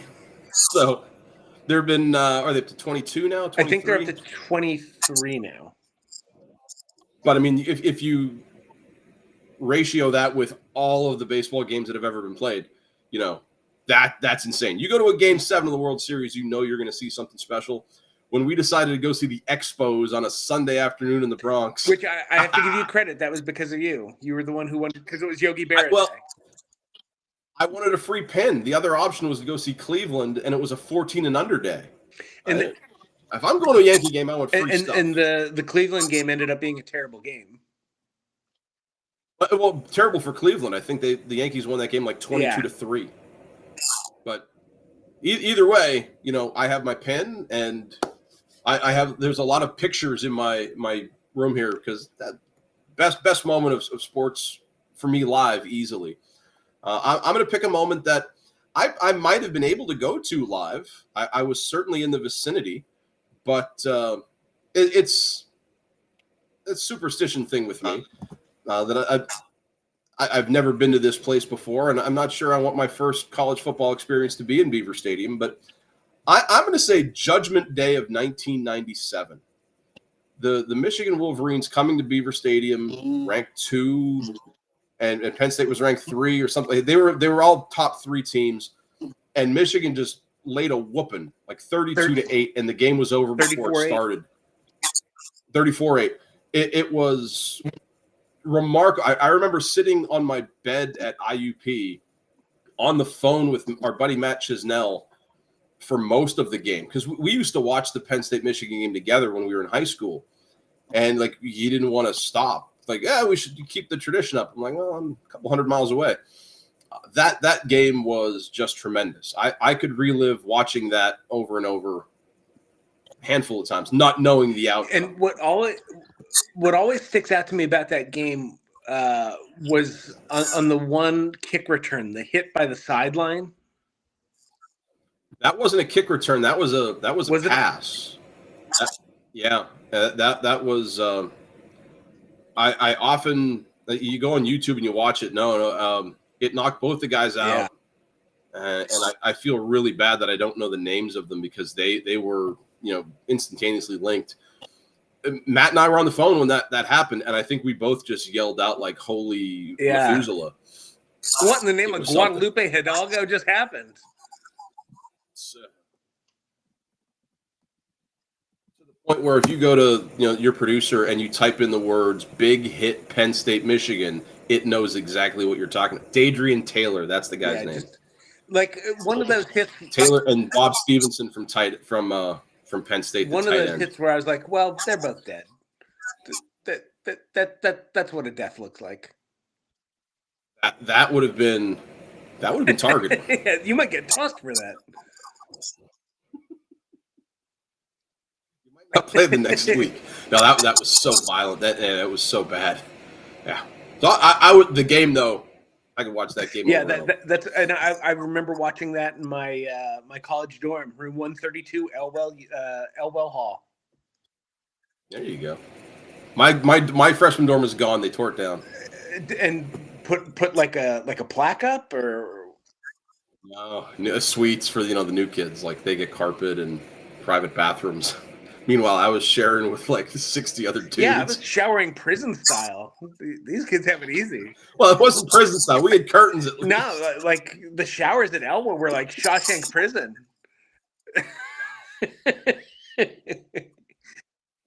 Glad I went to IUP. Yeah, like I was in there. I was like, this wasn't on the tour. I'll go with something from my list that I know is not on your list, and that is the chance to relive the ride of the 04 Red Sox. Yeah, that's definitely not on my list. From the low of like Game 3 on that Saturday night, just that massacre, where you were like, well, this is going to be a big nothing. Like the Sox are getting swept again. Game 3 was beautiful. I have a different memory. So which game are you reliving now? Because it's one day. You can't do the whole ride. You go in Game 7 or is it Game 4? Ooh, that's tough. Because Game 4. I mean, you do have 3 other picks to pick. I mean, you could pick Game 7 for this and Game 4 for the next one. Game 4 on that Sunday night. I think you go with that over the. I'll give you credit for the whole ride, but you only get to relive one day. Groundhog. Yeah, I'm going to relive that Game 4, the Dave Roberts game. That was tough because if I were Mariano, I'd still be trying to pick him off now. Yeah. You'd have to balk him to second because I'm until he falls asleep with his lead and we tag him. I'm throwing one of the most brazen stolen bases because everyone knew what was happening. It didn't have a great throwing arm, and he got a great jump. So that was on Mo more than it was on anybody else. Not that he made a ton of postseason mistakes.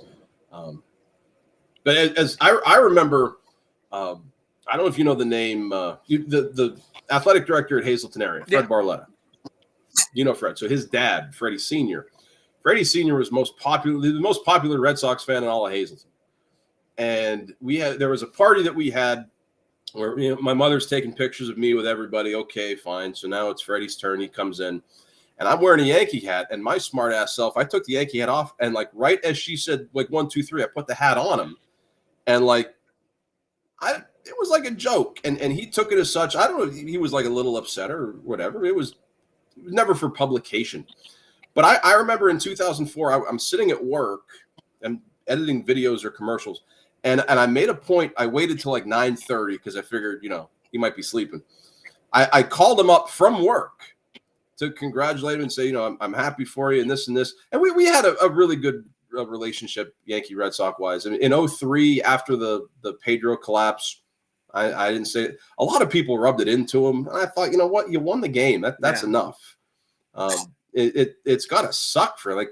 And I remember going over to him. I saw him at church, and it was like, hey, Freddie, how are you? And that was it. I like to think that he appreciated the fact that I didn't like grind it in there. And then when I called him in 2004, he was just happy to hear from me, and that was it. But his wife answered the phone like, "What? What'd she say? 2004 Red Sox champions or something?" Like that. So everybody calling got the same kind of thing. So I'd like to think he enjoyed that one as well. But that might be the first one for him. That might be 1, 2, 3, 4 for him. Okay, so number 2 for me. This one has the potential to be on your list, so I'm going to take it because I need it. I know exactly where I was when this happened because you, I believe, were standing right next to me. I'm going to say the 1992 Eastern Regional Final, Duke, Kentucky, maybe the best basketball game I've ever seen. I was writing a paper for health class in your computer room. I was absolutely, and then was that the AIDS paper that you had to do? That was a paper about AIDS That's for Mr. Tirico's health class. That's another. And then during because I kept like running to your computer room to like type out 3 sentences and then coming back like during like game stoppages. But then when there were 2.1 and you were like, all right, well, this is it. Yeah. Over here. And you remember my neighbors, the Morans? They were at that game at the old Philly Spectrum. Yeah, well, right down the road, sure. That I can't imagine being there. I can't imagine being there. They feel like they were Duke fans, but like, can you imagine being there as a Kentucky guy? The amount of heartbreak. Oh, I was probably pulling. I was pulling for Duke back then because again, big Bob Hurley guy. And I remember feeling bad, like Grant Hill threw the pass, Leitner hit the shot, and my dad tried to make me feel better. He's like, well, Bobby Hurley did call the timeout with 2.1. Like everybody called timeout. But the whole game, when you make a 30 for 30 about a game, and the fact that Leitner wasn't kicked out for actually stepping on that guy, that is the epitome of like superstar privilege. And you talk about perfect games for Leitner to go 10 for 10 from the field and then 10 to 10 at the line. And 10 for 10 from the line. The best basketball game I've ever seen. But the tension at the end when was it Pelfrey who hits the bank shot, and I can still remember the highlights or the announcer saying what kind of courage does this guy have to take that kind of shot. Because it was like this little baseball throw that banked in, and the net just went up, and I was like, "Oh man, there's no way Duke's going to win this." So yeah, that reliving that over and over. I don't know if my heart could take it. Maybe once or twice. Judgment Day, I could handle a bunch. Duke, Kentucky, that's once or twice. And then I remember because I remember you used to have that old Duke basketball, like that blue and white striped with rubber one. That bounced like 17 feet in the air because I overinflated. And I can remember that Duke game was on a Saturday night. And I can remember we used to go to the Y on Sundays to play basketball. And I can remember just practicing that little like wheel right, spin left from the foul line that Leitner did. And you didn't hit it nearly as many times as he did, I'm sure. It only has to go in once.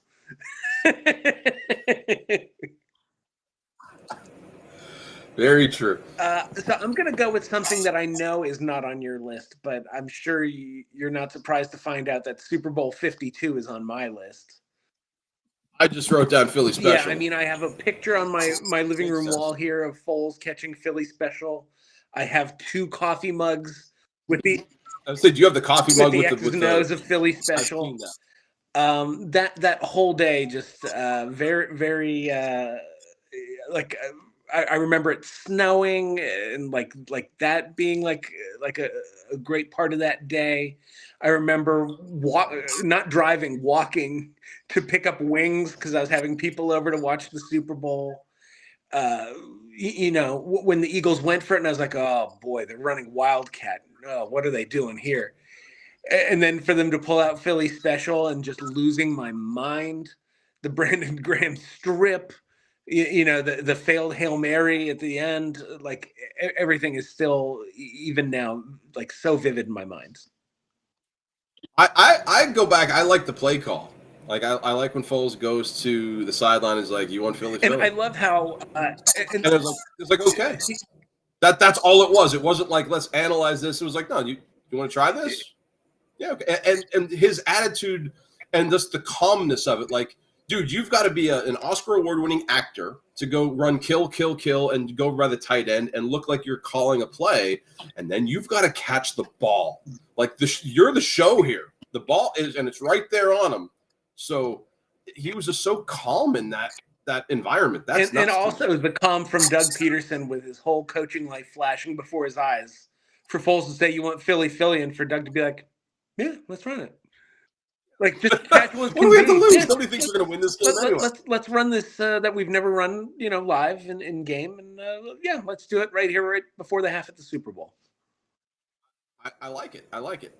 I'm gonna stay with football with mine, and I'm gonna go back. I think we were watching this game at your house actually, and I wonder if at some point during this game we went outside to play basketball because it was over. But then we went back in, and it wasn't over. I'd like to see the Buffalo Bills come back at Rich Stadium against the Oilers. They were down, I want to say 30-3, so I will. They come back and win the game with Reich. Their backup quarterback. Frank Reich is their quarterback. And just the litany of errors of a Warren Moon-led offense that, they didn't win that. That was a tremendous game after once the second half started and Houston scored, I think, on a pick six. Then when the comeback started, as somebody rooting for Buffalo, the first half really stunk. I would say, but the second half was it might have been 28-3 at half, and then I want to say Bubba McDowell had a pick six to make it 35-3 because Buffalo ended up winning 38-35. And you were absolutely at my house. We did go outside to play basketball. I remember coming in at halftime to see the score and being like, "Oh, gross." But what I remember from that halftime was Boomer Esiason. It was an NBC game because the NBC had the AFC playoffs in those days, and Boomer Esiason was on the halftime panel, and he said, because Frank Reich was his college teammate at Maryland, and he said. He made a point about Frank Reich having what at that time was the biggest second half comeback in NCAA history. So Boomer called it there. He just couldn't call Pete Alonso. Yeah. Good deal. That's a great pick, though. So a lot of these are also driven by I remember the NFL primetime highlights with Berman and Jackson, and I don't think there's a bigger Buffalo Bills fan than Chris Berman. But the way he called those highlights, especially, they were just really exciting to watch. And this was back when the Bills had gone to back-to-back Super Bowls. They were 0-2. They're scrapping. Can they get back? Can they win a Super Bowl this year? Oh, they're going to lose in the first round, in their first game. And that comeback was it was really cool. I could watch that again. I remember and play basketball. I remember Peter King telling the story about how at halftime, Houston beat writers were booking tickets to go to Pittsburgh. And one writer booked a non-refundable ticket. Whoops. So that's a great, and I would also love to go back and play some basketball at my old hoop. I'm going to go, speaking of playing basketball at my old hoop, I'm going to go back to the day of when my Saul Sereni team won the Saul Sereni title in 1990. I wasn't even thinking about that. I love that. Because, and if you remember, it was a whole day thing. I remember. Everyone in the neighborhood was outside at my house, we were shooting baskets, and then everyone came to the game and they were yelling, "We want Tim!" Yeah, we want Tim. I remember there was a chant of "A rope, a tree, hang the referee." Lord rest his soul. Mike Friendy was definitely the leader of the chanting in the stands. Was this game at Heights Terrace? Yeah, we had to play it because was. it was raining. We had to play indoors at Heights Terrace. That game, and this was back when summer playground basketball was a big thing in our hometown. Like you would go down to City Hall and sign up, and then you'd be waiting. Is it in the paper? Is it in the paper? Is it in the paper? And then it's in the who's on your team? Were we on the same team one year? I remember because I only played. I was on the same team with a couple of my buddies. I was on the same team with Marshman one year. I don't think you and I were on the same team. Because I only played 8th, 9th, and 10th grade.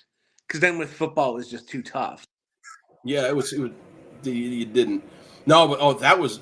Then they turned it into like summer league for high school kids. It's a summer league for Hazleton and Berwick and Crestwood and whatever. It's not the same. Right. Yeah. But that title, dude, that's a phenomenal pick. And you're right about the same way that you see like celebrities waking up at 6 a.m. like when the Oscar nominations are being announced. Like that was us when we were like, I heard the Salsa Rainy rosters are going to be in the standard speaker today. Like you'd wake up and like come through the sports section to see who was on your team. I remember after the game, you pinned your shirt up on the wall. Like it was hung in the rafters of the old Boston Garden. There's nothing not awesome about that whole experience, dude. Let's go back to '93, watch the Bills win, and then go back to the summer and watch you win in Salsa Rainy.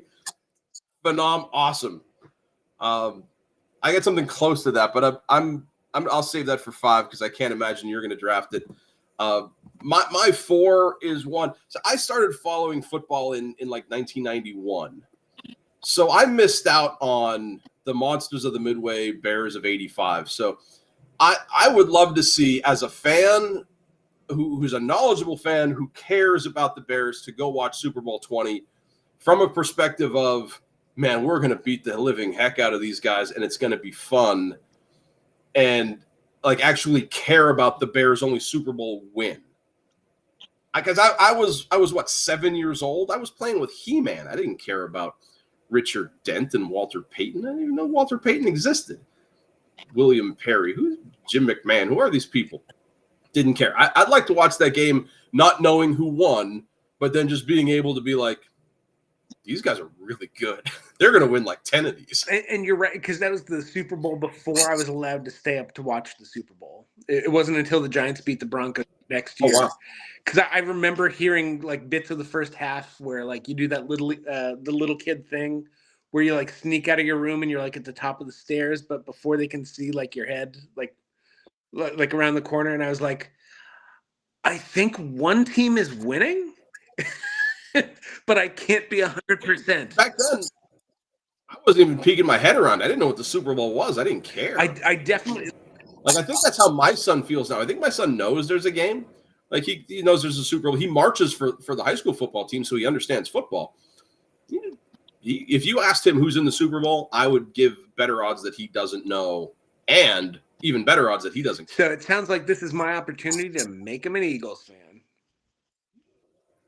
I mean, good luck, man. I mean, I don't mind. He knows when the Yankees win. My daughter's big on this. When the Yankees win, Daddy's happy, and when Daddy's happy, we're happy. So, who he roots for football wise, I think my wife would, and that side of the family would rather him root for the team on the other side of the state, but it's whatever. If he's not a Bears fan, it's probably better for his mental health anyway. I didn't want to say. I know. So I'm between two things for my number 5. So I'll give you my honorable mention first. Was I don't know if I've mentioned that I was the home run champion for the Partroy Little League my last summer in New Jersey. So reliving home run number 13 and getting the coupon for a free Whopper would have been something. But I'm going to relive the first time I went to a baseball game, which also, like the perfect game, would have been Old Yankee Stadium. It was July '88 against the Royals, and I got to see Bo Jackson rob Jack Clark of a home run. But just that feeling of like having watched games on TV and then to actually see, like, even just like the experience of seeing a Major League Baseball field. It's seeing the field for me. My first game didn't make the list. Mets at Phillies at the Vet. Now, you know, but the Vet it was just straight AstroTurf. And it smelled like a Seeing public that toilet. much flat green. Seeing that much flat green though was like, and I don't know how old I was. I might have been like 10. So I'll imagine 10. You're used to playing at Coryell Stadium and these small little league fields. Coryell is a beautiful field, but it wasn't the Vet. It wasn't. Coryell could have been someone's backyard, but when I walked into Yankee Stadium, and the two things I was struck by was how big the outfield was compared to TV, how green it was, and then also to see Dave Winfield at 6'6", 240. And yeah. He's bigger than Eric Almonte. Those things definitely stick with me. My first game at Yankee Stadium, Billy Brown took me with the Knights of Columbus on a bus trip. We saw the Blue Jays. The Blue Jays won 9-0. I got massively sunburned on my thighs because this was back, when we didn't wear Fab Five shorts. We were wearing, the short shorts. And I was wearing like the Hawaiian Jam style shorts. So like my thighs were like red. And Don Mattingly hit a double. So like the Yankees lost, but I saw Mattingly hit a double, so I was happy. And I had the same feeling as you. Seeing grass was I still feel like that when I go to games. Like the size of the parks and you don't get that for the first time though. So I like where your head is. And because of your honorable mentions, I hadn't thought about this. And for my number 5, it is a personal one. My little league team was 3-time champions from my 10, 11, and 12-year season. And my 12-year season, we actually lost game 1 of the City Series to the aforementioned Knights of Columbus.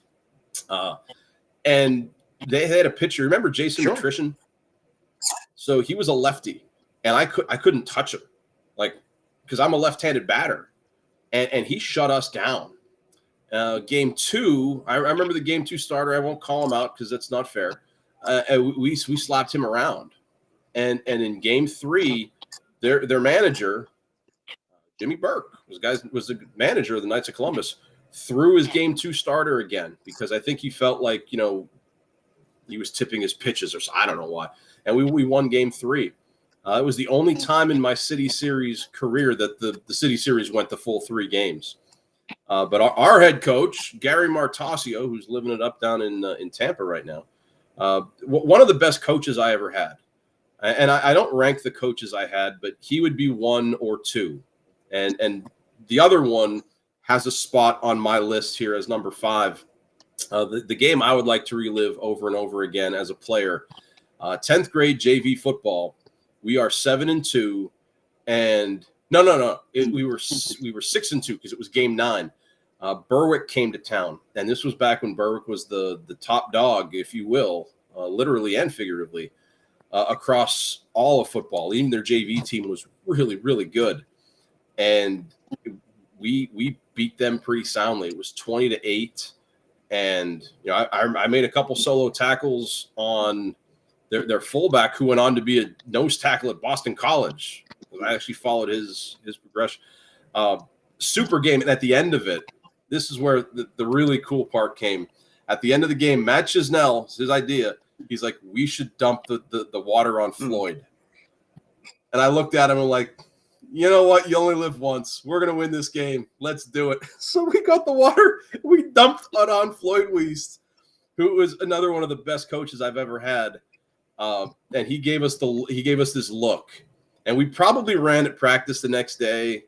I remember in 9th grade, I scored a 2-point conversion and I spiked the ball, and they didn't flag me, but Floyd called me over and he's like, yeah, you spiked the ball. Now you're going to run. And I think I ran like 20 extra sprints for doing that. Because now knowing what I know, the referee obviously went over and told him, like, look, we're not going to flag this kid, but, take care of him. Matt and I definitely did some kind of conditioning for dumping the water, but that was well worth it just to see the look on it. I can still see the face that he gave us. It was I don't think awesome. Anyone expects to get the Gatorade bath during an October JV football game. Berwick or not. I figured that was going to be. That was a night game too. We used to play our games at 4:00. They moved. I don't know if they moved the game because it was cool and like we were good and they were good, or if they had a soccer game beforehand. But there was a build up. That game started at 6:30, so it felt like Monday night football too. Yeah, and every week, the newspaper would have a clipping. You know, Hazelton beats Williamsport. These players played well. Hazelton beats Coughlin. These players played well. The Berwick game, they had a picture. Tony Rossi, who was one of our running backs, his picture, he's running the ball. It's a good picture too. It's like they sent a photographer to a JV football game. It was a big deal because Berwick was like USA Today national champions. You know, during that run, they were a 4-time state champion. Hey, I didn't think we'd get a lot of crossover. The first thing I thought of though, the David Cohn perfect game, and I'm like, man, I had that. I experienced that with him. That makes sense to be on his list. But yeah, the other stuff, I don't mind losing on the famous American document blackjack that we did. As far as the top 5 this week, Sam, you came up with the top 5. What's going on there? So I thought it would be interesting to explore different kind of like what if scenarios from the Super Bowl. What if the Bears didn't suck this year and made the Super Bowl? That would be, yes, that would qualify. Oh wow, I didn't get that bad. That can be one of your honorable. But I was thinking more like specific things from Super Bowls if they'd turned out. Things that happened. What if they? Gotcha. Well, I'll tell you what. You let off the draft. I'm going to lead off here, and I don't have them in any particular order. I just kind of thought of stuff.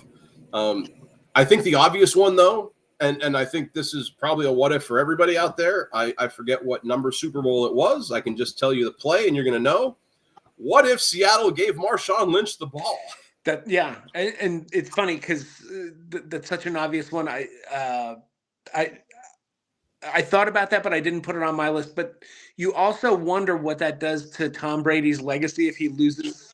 That's what my head is. Like, are we thinking about him as the greatest ever if Seattle beats them? Because let's be honest, nobody's stopping Marshawn Lynch at the 1-yard line in that situation. And like, have we ever gotten? We've had 22 guys on defense. They weren't stopping. Have we ever gotten a satisfactory answer from Pete Carroll about why they didn't give him the ball? Maybe. I mean, I haven't really paid much attention to it. I mean, maybe now that Pete Carroll's in Vegas, he'll call a better game. But yeah, that was a unbelievable stroke of luck for New England. But if you watch the whatever story on it, Bill Belichick knew that slant was coming, and he aligned his defense and told like this is what was happening. It was he's a Jedi Sith wizard for knowing that the exact situation based on the formation they were in. And it's funny, like people say it with like Sean McVay, where you can mention like any like game or situation, he'll be like, oh yeah, like he'll tell you like the formation and the play call. But I feel like that's pretty common among NFL head coaches, just with the amount of prep they do. I think the average fan would be shocked the amount of recall that coaches have, and that goes to your point that Belichick saw something and he's like, oh, they're running this, so we need to be in this. Right. And I'll tell you, my number one, I'm going to go along with yours. Where we talk about Brady's legacy. I wonder what happens if, backup feel good underdog, Tom Brady loses to the Rams way back in his first Super Bowl. So this was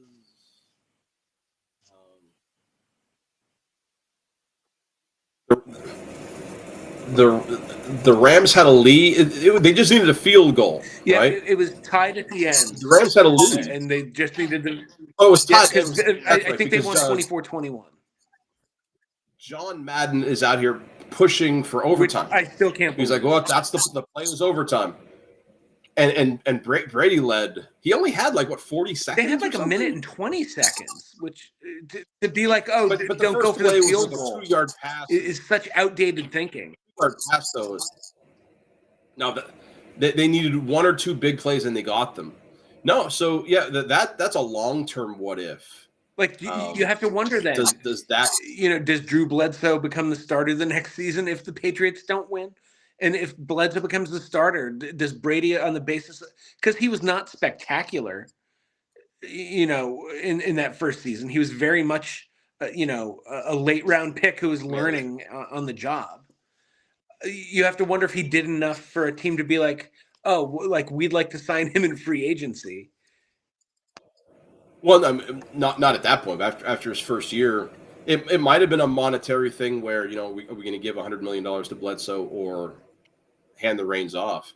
Yeah, that has what do they call it? Butterfly effects all the way down. That's I didn't go that far with mine. I think mine were just more game related things, and I'll stick with Brady because I think this is an easy one to think about.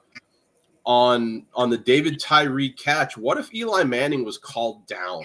It's 3rd and 5. There's 1:15 left, and Santonio Thomas and Jarvis Green have pressure, and they're grabbing Eli Manning. And if the referee has a quick whistle, it's now 4th and 12 instead of 1st and 10. I wonder then, do the Giants miss out?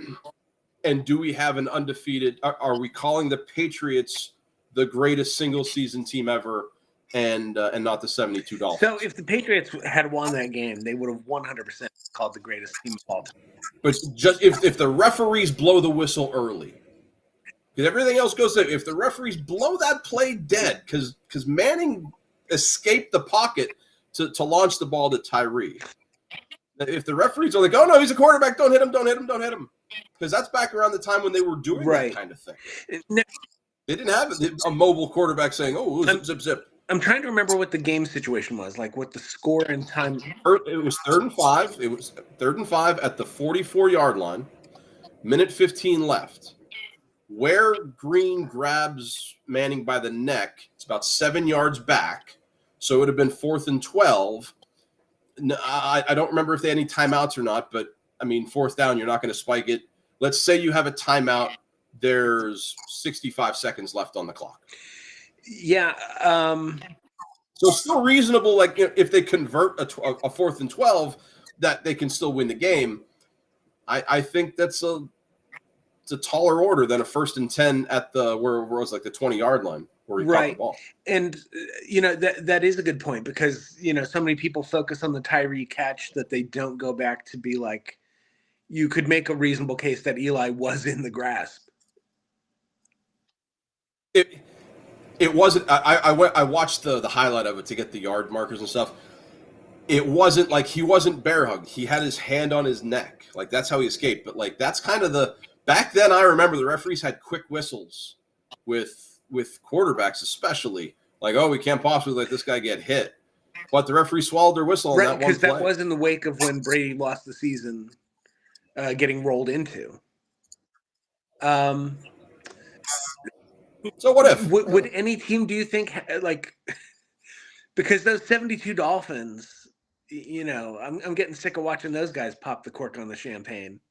They couldn't possibly. Or the Bears will be 20-0 next year. They'll take care. But those 72 Dolphins couldn't have a reasonable claim to being better than those Patriots, other than what happened in the Super Bowl. Oh no! Because that was Brady. At the end of the day, 50+ touchdowns, and they were running up scores in the regular season. At the end of the day, though, they won a ring, and New England didn't. It's the same thing that the Bulls that won 70 versus the Warriors that won 73. You win a ring, and it erases everything else. So I'm going to go with another one that sort of creates a big what if. What if the Jets lose Super Bowl III? They were 18 to 19 point underdogs to the heavily favored Baltimore Colts, who were the establishment NFL now what we know is the NFC. On their way to And, we'd already seen 2 Super Bowls where the Packers had dominated the Chiefs and the Raiders.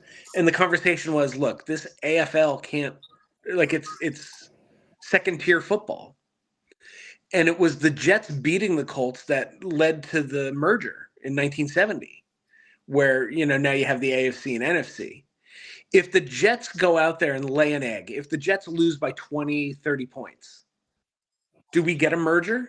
Does the Super Bowl still happen? Or does the NFL have the ammo to say, look, come call us in 10 years when you're playing real football?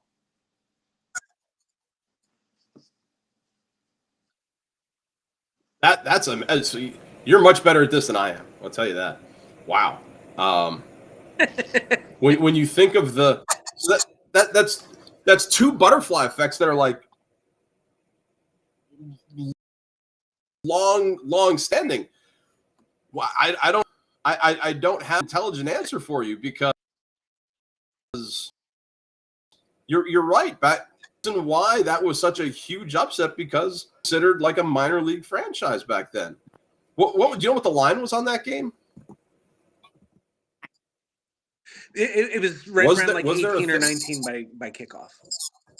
Wow. So yeah. And the fact that New York said, we're not second tier. And not only that, but then you even have to think of the teams that had been NFL that then went to the AFC and what that does to the trajectory of their franchises. Baltimore went to the AFC, and then Cleveland and Pittsburgh. Does Pittsburgh of the 70s, what happens to them, going forward if no merger happens? Absolutely. And I have no idea. I totally went with more things in my lifetime. I can tell. And since you talked about Pittsburgh, I'll go with one of my Pittsburgh ones. Super Bowl 43, Cardinals Steelers, and the Cards are down 10-7, but they're knocking on the goal line. It's 1st and goal. 18 seconds left. Cardinals don't have any timeouts, so they're probably not going to run. And Kurt Warner gets blitzed and throws a terrible ball that James Harrison picks off. What if James Harrison is actually tackled because he should have been tackled by Warner at about the 40, and there was 3 other Cardinals that had a shot at him. And Fitzgerald almost ran him down. But what if he doesn't score? Pittsburgh ends up winning that game by 4, 27-23 on an absolutely beautiful throwing catch, Roethlisberger to Holmes. But if they don't get those 7 points, do we have a different second half? Yes, we do. I mean, but could Arizona have hung with them? I don't know. And not only that, so I think James Harrison is still trying to catch his breath. He's almost there. He just needs another whiff on the oxygen tank. Have you ever seen James Harrison's workout videos? He's fine. He's retired for 30 years, but he should be doing security detail for Taylor Swift or the most popular human on the planet. Just look at you run away. Yeah, that dude shredded like cheddar. I Google him and I cower. So yeah, the run back though, it took him 6 minutes to run goal line to goal line. I don't know how he wasn't chased down, and I don't know how Warner didn't get him out of bounds at the 40. I have no idea. What was was he 260, 270 in his playing days? Got to be something like that. Yeah, it's amazing that he stayed on his feet. that no one chased him down. I'm curious, where would you rank that among greatest plays in Super Bowl history?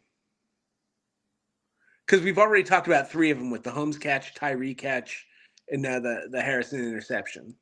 As far as single moments, I mean, I'll without contemplating too heavy. I mean, top 10. I would say top 5. I don't think it's a stretch. Well, I'd have to do some thinking and a modicum of research. Does it rank ahead of like a sad moment like wide right, or because that's something you think of. Does it rank ahead of a moment that you always think of as like a blunder, like you think Leon Lett, you think of Don Beebe? Right. So the reason I would say Harrison or even Leon Lett ranks above wide right is because wide right, there were one of two outcomes. He was going to make it or he's going to miss it. So to say it went wide right, it's like, well, or the other thing would happen. But for Harrison to pick that and take it 92 yards or 102 or whatever it was, no one in the end zone. It was at least 99. Right. Yeah. Like no one pre-snap was like, I bet Harrison takes this the distance right here. Watch. No, I got you. That makes sense. That you know what? We have a whole Super Bowl week to think about that. That'll be a good list after some deliberation for next week. I like that. Well, let's engage in some quiet contemplation and we'll make some lists. So we already talked about it. And I'm sure based on my comment about saying I'm sick of seeing those guys pop the champagne corks to let you know my feelings. What if the Dolphins lose to the then Redskins, now Commanders? But what if they lose to Washington in that 72 season and they don't go 17-0? They're 16-1. They become a very forgotten team. Yeah. I mean, like, other than the perfect regular season, that was a very pedestrian team. I think a bigger what if in that regard with Miami is what if Miami had not defeated Chicago in '85? That's not a Super Bowl what if, but yeah, as far as teams go, when you start thinking of the best teams ever, are they ever like in the conversation? You talk about and they never let people forget it, where they're like, well, we were undefeated. You have to, who's greater than us? I don't know, about a dozen other teams. If we made a bracket, which, that sounds like something we can do. If we made a bracket of all the Super Bowl champs, I wonder where they fall. And do they make the semis? The farther we get from 72, and like the more distant that memory becomes, and as people who can actually remember watching that game, I don't. I wasn't around. Right. But I think it like the shine on that 17-0 diminishes every year we get farther from it. Yeah. I agree. But it's interesting that like when we were like, in whatever, like 88 or 89, when the Niners were going for their three-peat, let's say, we were less than 20 years away from those 72 Dolphins. And even then, I remember the conversation being like, they weren't that great. I think a lot of it, I mean, Mercury Morris was a big pusher of the whole popping the champagne thing. And he just passed away last year. That was once that whole story of we get together and that team will fade into a lot of memories, I think, even with the Super Bowl win, because like you said, they're not. There's probably at least a dozen Super Bowl teams, at least, that you think of would like really, really beat them in a one-on-one game. Right, like just off the top of my head, the 70 Steelers, the 85 Bears, the Lombardi Packers. And I also wonder if some of it is because Chiefs. I wonder if some of it, now that I'm saying this, off the field. I wonder if some of it is because they were like that first great old AFL, now AFC team. For them to be undefeated in this newly merged NFL, I wonder if there was some of the old guard saying like, yeah, they went 17-0, but they're not that great. I wonder if that plays into it at all. I don't know, but as we get further away from, like you said, the memory becomes a lot more faded. My number 4, my memory faded on this a little bit, and I went back and I watched the highlight of it. So we have the greatest show on turf taking on the Tennessee Titans, and the Rams have a 7-point lead, and the Titans are driving, And on what would be the final play of Super Bowl 34, Steve McNair throws the ball to Kevin Dyson. And if you go back and watch the highlight, the ball is a little bit, ever so slightly behind Dyson, who makes the catch, but he's tackled immediately. What if McNair led him a little bit? Does that linebacker make that tackle? Does Dyson get into the end zone, making it a one-score game? And then do we have our first Super Bowl overtime game? Do you that remember was where such you were? a close play at the end. That was so close. Do you remember where you were when you were watching that? I think it was at Mako's house watching it. I was in my very first college apartment behind the Catholic campus ministry here in Bloomsburg. And I remember the Rams dominating the first half to the point where, like, I didn't pay so much attention to the third quarter. And then when the Titans got back in it, and I was like, oh. Like, I remember alerting other people who were there watching where I was like, no, there's a game now. We should be paying attention to the TV. Pay attention, folks. Professor X, get over here. Look at this. You're going to write about this later. I still get people who ask me who Professor X was. But you're right. I think a better throw, Dyson does get in the end zone. After this, I mean, I didn't want to do the whole screen sharing thing. So go watch the highlight and just, it's ever so slight. It was a good throw. It wasn't a great throw. A great throw, I think, gets him in. I don't know, but that's my one game what if, because that was the only time that Rams team won the Super Bowl, right? The big offense and the greatest show on turf. That was their lone ring. Right, because Vermeil left then, and then Martz took over and lost to the Patriots, and then they were basically done. So for my next one, I kind of went with a Super Bowl from that era, and I wonder what it does to two quarterbacks' legacies. What if Elway never gets that ring by beating the Packers? So in this scenario, Favre now is a two-time back-to-back NFL champion. And let's say Elway doesn't even beat the Falcons the year after. How do people look at John Elway if he's an 0-for-5 Super Bowl quarterback as opposed to a two-time Super Bowl champion quarterback? And how do people look at Favre if he is he's almost in a class with Aikman, in terms of 90s quarterbacks, as far as winners. And really, he's just a John Elway helicopter ride away from that happening. Do you look at it in the same way we look at maybe like a Jim Kelly? Yeah, I think Elway does. He's 0-for-5. Kelly's 0-for-4, and people recognize Kelly's greatness, but there's always that. But he didn't get it done. And okay. I wonder if that becomes the conversation with Elway. I'll go with that. My last one, more game related. Yours are more meta, and we talked about wide right, and I'm going to go back to Super Bowl 25, and it has nothing to do with that kick. In the first half, or near the end of the first half, the Giants are backed up. They're right on their own goal line, and Jeff Hostetler backs up into the end zone, and Bruce Smith takes a swipe at the ball, and I'm telling you, he I know it's a baseball. Just use your imagination. He's only holding it like this, and Smith whacks it, but Hostetler holds on, and he gets sacked for a safety. It makes the score 12-3 instead of a touchdown. How much does that change the course of that game? Is the third quarter the same third quarter that we see, or is it at 16-3? Do the Giants feel like we can't hold the ball for 12 minutes of this third quarter?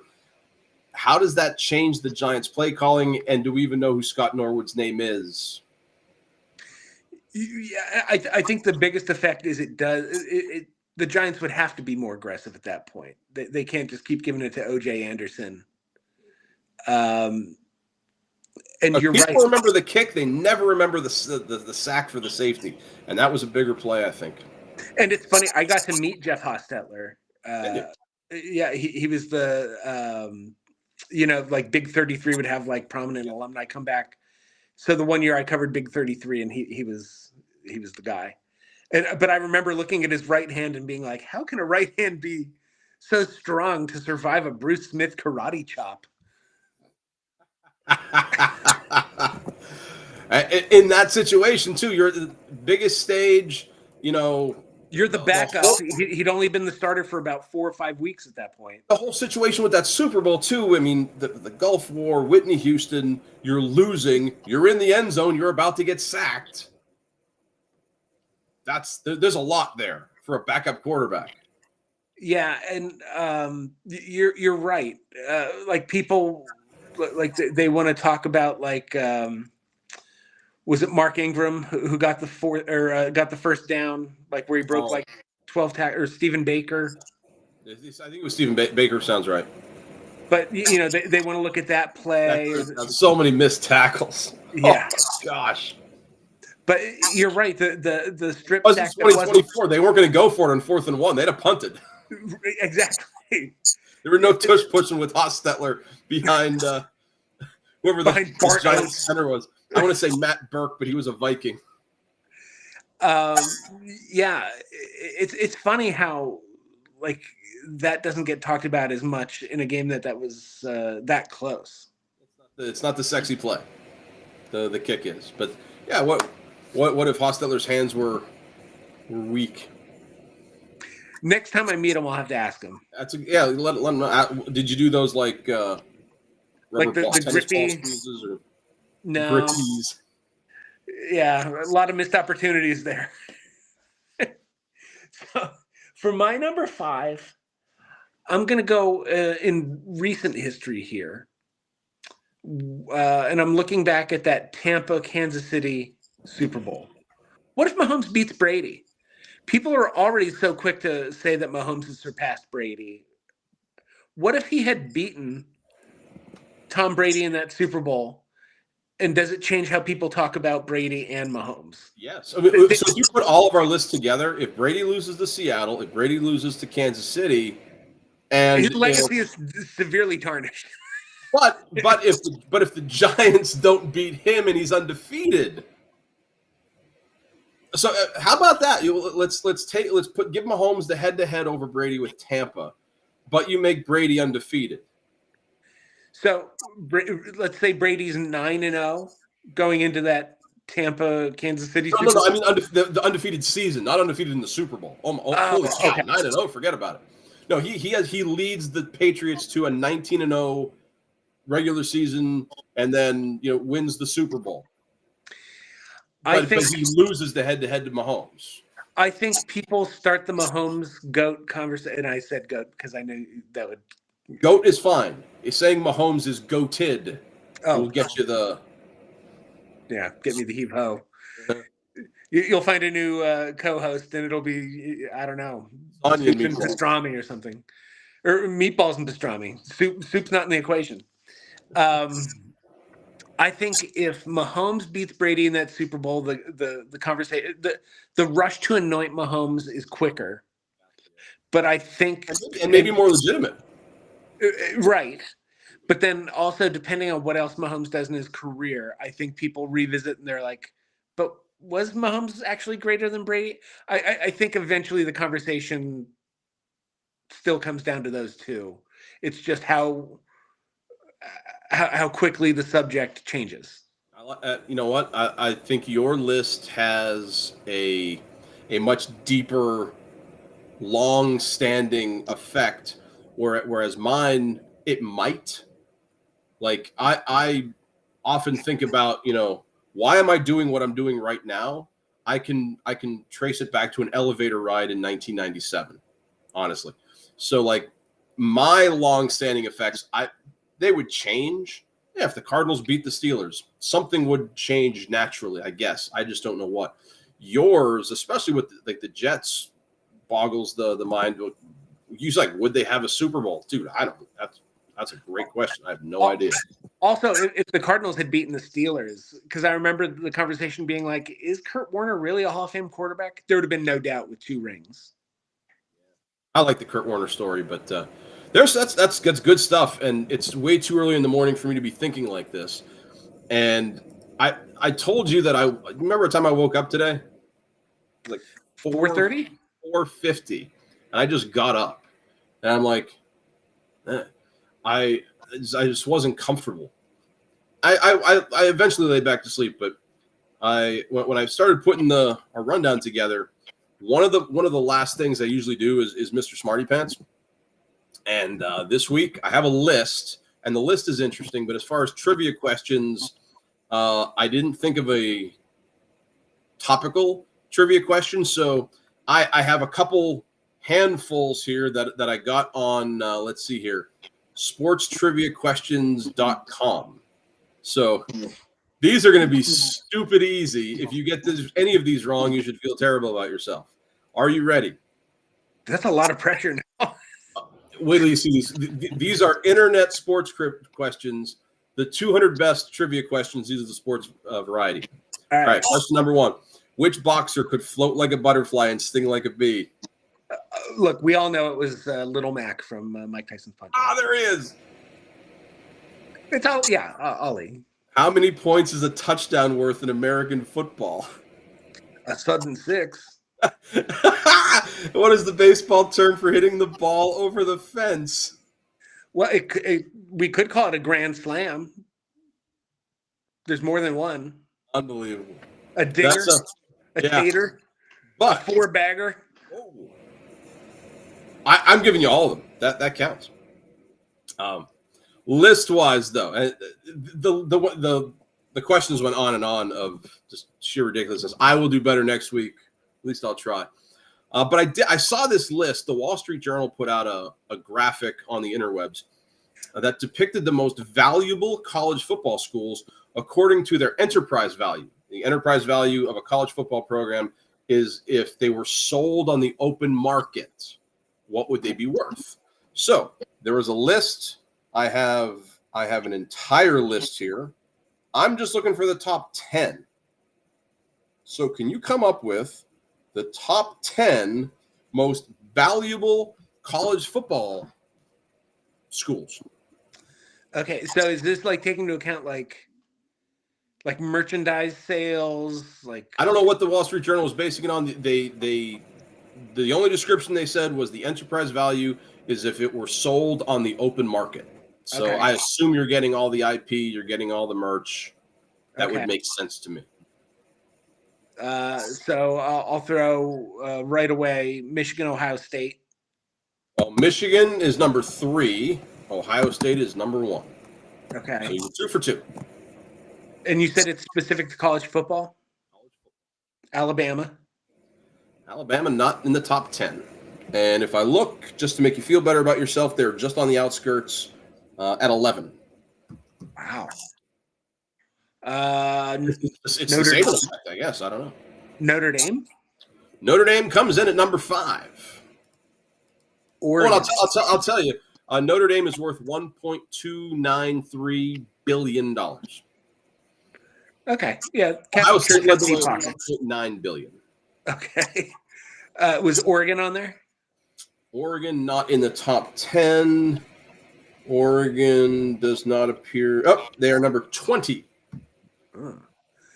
I was going to sneeze. I was going to lose it because I was going to say it makes sense with the Nike connection, but yeah, I guess not. How about Penn State? Penn State comes in at number 7, shade over $1 billion.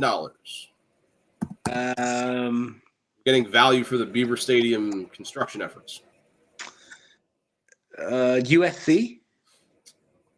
University of Southern California, I think, is who you were going for. Yeah. Because South Carolina, spoiler alert, 44 on the list.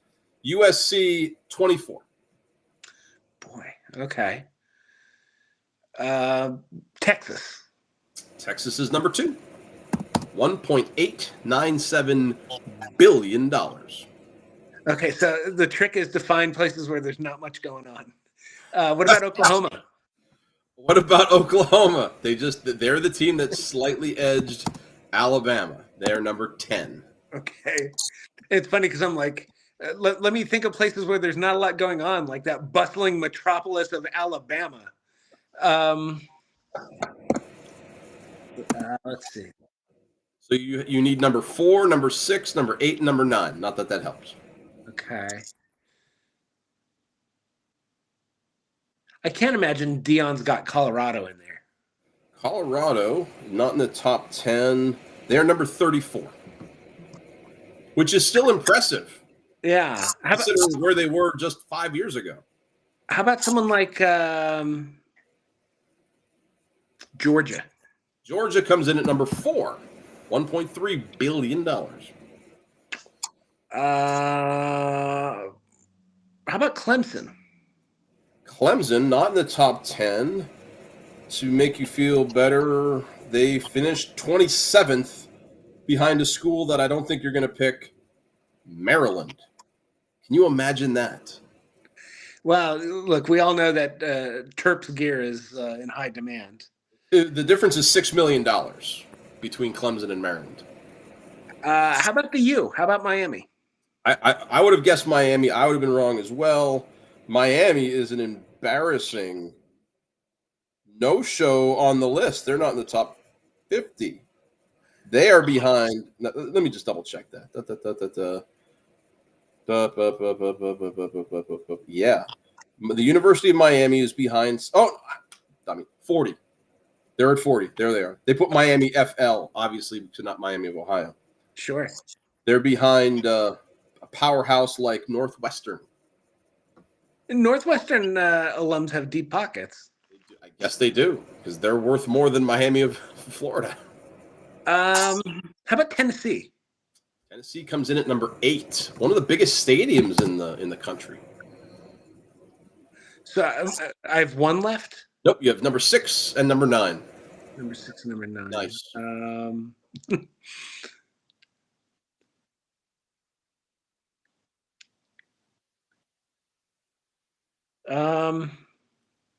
They're both playoff contenders.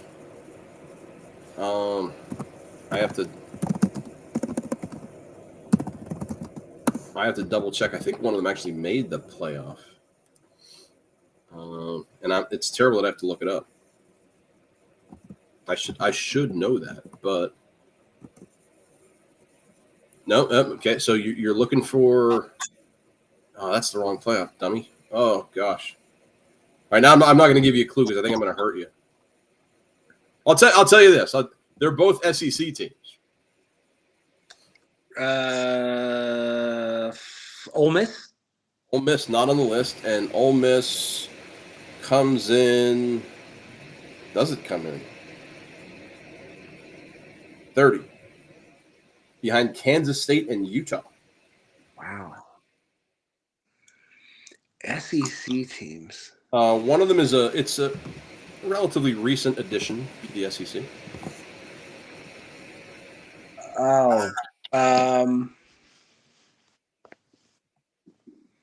my God, who'd the SEC add? I'm so bad with the conference. Like, if you ask me who's in the old Big 8, I could tell you in a second. I'm pretty sure this team was a Big 8 team. Oh, okay. A&M? Texas A&M. Yeah, they come in at number 9. And then the other team has another connection to Alabama. Auburn? Nope. Auburn would be the number 1 rated college basketball team, but as far as value for football, they're finishing at 12. Who's the other one? I'm curious now. Louisiana State. So their connections with Nick Saban. Yeah, they're worth a little over $1 billion. The only school on this list not a $1 billion school is Oklahoma. They would sell for $881 million. So we should pool our money and buy Oklahoma. We should pool our money and buy like Idaho or BYU. In order to build them up. In order to buy BYU, we would need $366 million. Chump change. I mean, we could buy BYU and then also buy Miami of Florida probably for the same price of buying Oklahoma. But yeah. I saw that list and I thought that's kind of neat. I think I would have selfishly put Michigan a little higher, but it makes sense. Ohio State sells so much and they have such a fan base. Texas being number 2 makes a lot of sense. But Notre Dame being number 5 kind of surprised me. The whole private TV contract was a and thing. they're kind of like a national brand, same as yeah. Okay, so now this is a cool bracket. I have to find it though, because in my infinite wisdom, I closed my. Where are you? I closed my rundown. So, talk amongst yourselves. I'll give you a topic. Dr. Pepper is neither a doctor nor a pepper. Discuss. Okay, here we go. What I heard this on the radio, and it was a bracket to determine who the biggest loser in the NFL is. Of all the non-playoff teams, who's the biggest loser? So I'm going to give you two teams, and I want you to tell me who you think would win in a football game. In your mind, if you want to give them a 7-game series, who's going to win the series? Okay. All right. You ready? And it's based on conference. So the first round matchup is the Tennessee, and I don't know who's home or away. Let's play them at a neutral field somewhere in Oklahoma for $800 million. Okay. We have the Tennessee Titans and the Cleveland Browns. Who wins? Browns. Okay. So, who wins? The New Orleans Saints or the New York Giants? Saints. Okay. So that's our feed-in round. Now, like the real playoffs start. Who wins? The Tennessee Titans or the Cincinnati Bengals? Bengals. Who wins? The Jacksonville Jaguars or the New York Jets? Jets. Wow. Who wins? Patriots or Dolphins? Dolphins. And who do you have? The Raiders or the Colts? Colts. Okay. In the NFC, we have the Giants and Seahawks. Seahawks. We have the 49ers and the Cowboys. Cowboys. The Bears and the Cardinals. I think we saw this game. Yeah, they played this year. Who wins now in Oklahoma? Cardinals. And who wins between the Panthers and the Falcons? Falcons. Okay, back to the AFC. We have a Final Four matchup of the Tennessee Titans and the Jacksonville Jaguars. Titans, God. Oh, my God. And the Patriots versus the Raiders. The Patriots on a highly controversial tuck rule. Ooh, I like it. Okay. And the Giants and the 49ers, it has an old 90s feel to it.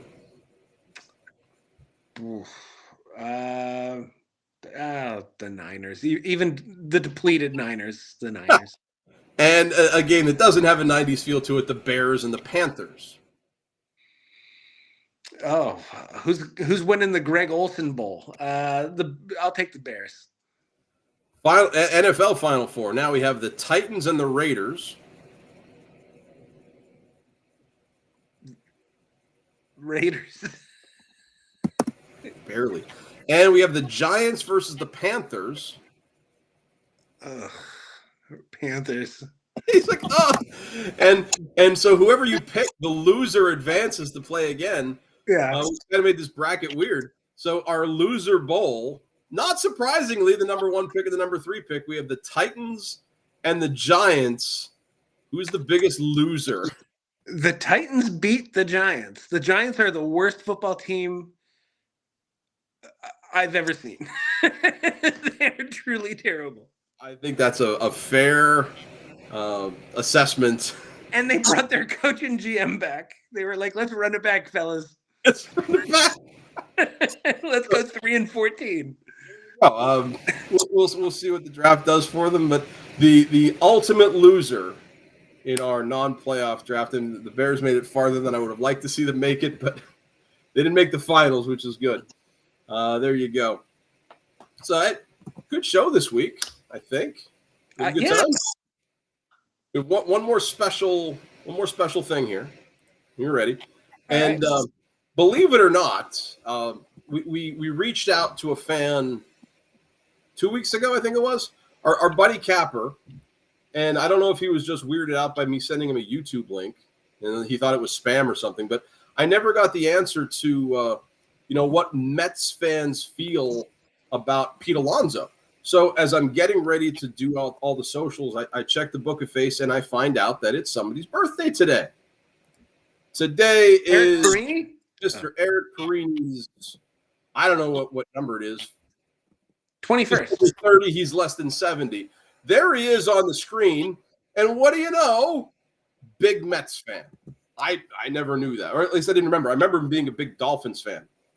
But he's pictured there with our good buddy Danny Seals, who is a born-again Nationals fan, I guess. I thought he might have liked the Mets back in the day. Didn't he have a Mets leather hat? You remember that? I just remember him being a Giants fan and being his friend anyway. Yeah. Oh, it was the Giants leather hat. That's right, because Perini had the Dolphins leather hat. They're pictured, I think that's at DC, the Nationals game, but the Mets were in town. But our friend Leanne's husband, Nate, is a Mets fan. Yes. And he has made her a Mets fan, so that's good for them. Will they reach out and tell us where they feel Pete Alonso is in terms of all-time Mets and how much he meant to the team? And if you go back and watch our discussion on Pete Alonso last week, I compared it to Don Mattingly not winning a title, but he was just universally loved by Yankee fans to the point where he would get the loudest applause at Old Timers Day, and just the love the fans had for him. Where does Alonso fit, and how do they feel about the free agency that's been going on? Kind of like what Dawkins is for Eagles fans, where he didn't get the ring in Philly, but everyone just loves Brian Dawkins. There you go. So happy birthday, Mr. Perini. Looking smooth as always. Let us know what you think about Pete Alonso, and is he going to sign? Is Boomer right? I guess. I reached out at the beginning of the show. The producer was on the phone. I actually reached out because that's not my picture, and all of the pictures that we use are either Creative Commons allowed or they're published. So I didn't know if using a picture, like a personal picture of somebody, was cool, but like they're not like doing anything goofy. So even if I hadn't heard from them, I was probably going to go with it. But she had said, I reached out to Leanne and she said, if you need photos, you and hair, that's cool. She was doing laundry. It's the most 45-year-old thing she's ever said. Nate is building a vanity for their daughter, so he's doing something. I can't build a bookcase. I happen to know their daughter has a birthday coming up because her birthday is right around the time of Ryan's. They're like 2 weeks apart. Lexi and so, there you go. God, how are kids this old, man? My kid's 16. Another year, and Ryan will be going to college. Seriously. You know what? Not that my son watches this, or he probably should. I'll do a personal shout out. Last week, he went out and tried out for the District 3 Jazz Band Festival. He was the only kid from our school to make it for trombone. Oh, and not only that, we discovered like they have an A, B, and a C band. Dude made the A band as a sophomore. So like that's super awesome. Like, big dad, proud dad moment. It took me 2 hours and 38 minutes to shout out my kid for making the district band playoffs, but I did it. This podcast has only been about, like, we've done 23 episodes, and it's all been an elaborate ruse for you to brag about him making a band. Hey, you know what? You wrote the Soup and Meatballs theme song. We get like a Soup and Meatballs collab with. He likes jazz stuff, and I don't know if you noticed. I reached out to Matt, and Matt sent him a little like encouragement video about getting into music as a career, because I think that's what he wants to do. And like I know nothing about what's out there in music. I know like my dream for him would be like he would be the next John Williams. I think that would be super awesome. Odds of that are low, but you know what? Somebody's got to do it, so why not him? Like, what does he want to do? Like, does he want to teach, like, performance? I don't know what I want to do when I grow up. So, him. I'll let you know too. Yeah. But I mean, getting a straight answer out of him, it's like getting a straight answer out of me when I was 16. I look back at those, I was a terrible person, man. If we could go back to 1993 for that one day, and like Buffalo does the thing, and like I could just tell myself, when your dad asks you a question, don't like shut off the world. It's okay. My head just didn't work back then. Not that it works now. What do I know? I think that's a common problem among teenagers, though. I thought about this last at 4:50 when I woke up, and I didn't write it down, so I neglected to ask you about it. If you were in Phil Connors' spot and you were reliving the same day over and over again, regular day, like today, if we just woke up and it's Soup and Meatballs time again, but you knew it and you were gaining knowledge along the way, what would you do? I love learning things, so I'd probably learn multiple languages. Oh, that'd be good. I would try that. I always go. I fall back to music. I would try to learn the piano, where like I still can't because I have weak pinkies. I think that I would try to acquire a skill like that. Or if you had been the Giants quarterback in Super Bowl 25, you would have fumbled.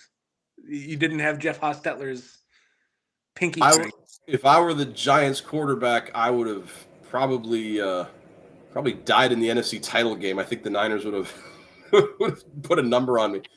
No, I thought that was a neat thing. Like, what would you do? Like, and how would you try to stop the day from repeating, or would you care? I think after 100, I would start to care. I don't know. I would be afraid of doing something stupidly illegal, because what happens if, that's the thing that does it, and now you have tomorrow and you have to deal with what you did today. Yeah, I've always wondered how long it took for him to become so desperate that he goes into that montage of trying to kill himself. Somebody online tracked it, but they only tracked it into the movies. But I mean, there had to be a point where like they skip, 7 months worth of stuff, because you don't go from never playing the piano to jamming out at the Groundhog Festival unknown. Like, nobody knows who Phil Connors is. Next thing you know, he's playing. He's got the shades. He's Bill Murray and all, but until the point you attempt to self erase yourself, that would be a true act of desperation. And then you're going to take the guys who just want pancakes with you on the train tracks. Yeah. Too early for flapjacks. Now I want to watch the movie. There you go. Well, I'm going to go try to play the piano, because I can hear Derek actually playing it. So it's a good week, I think.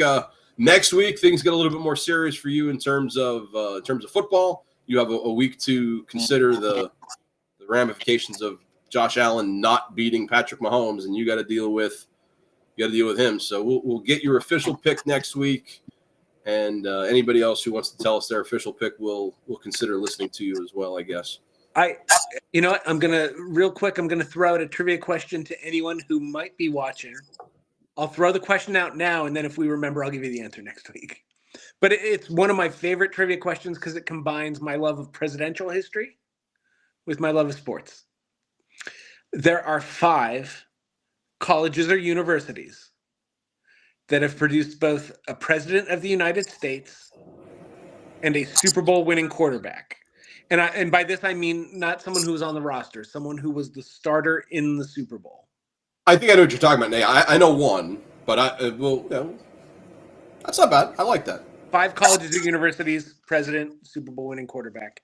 And one of the universities produced 2 Super Bowl winning quarterbacks. I don't think it's the one I'm thinking of. But good deal. Yeah, we'll check it out. And hopefully we hear back from Perini or Nate about their thoughts of the Mets, so we can put that issue to rest in 3 weeks before training starts. Yeah, I'll reach out to Capper again, like, hey, man, just send me an email. To come on live. I'll try to get another guest to talk. I know a guy who's a Chiefs fan. You guys can yell at each other. That'd be fun. I love yelling. But, until next week, out in the world of the interwebs and Twitch and YouTube, have a great week, and we'll see you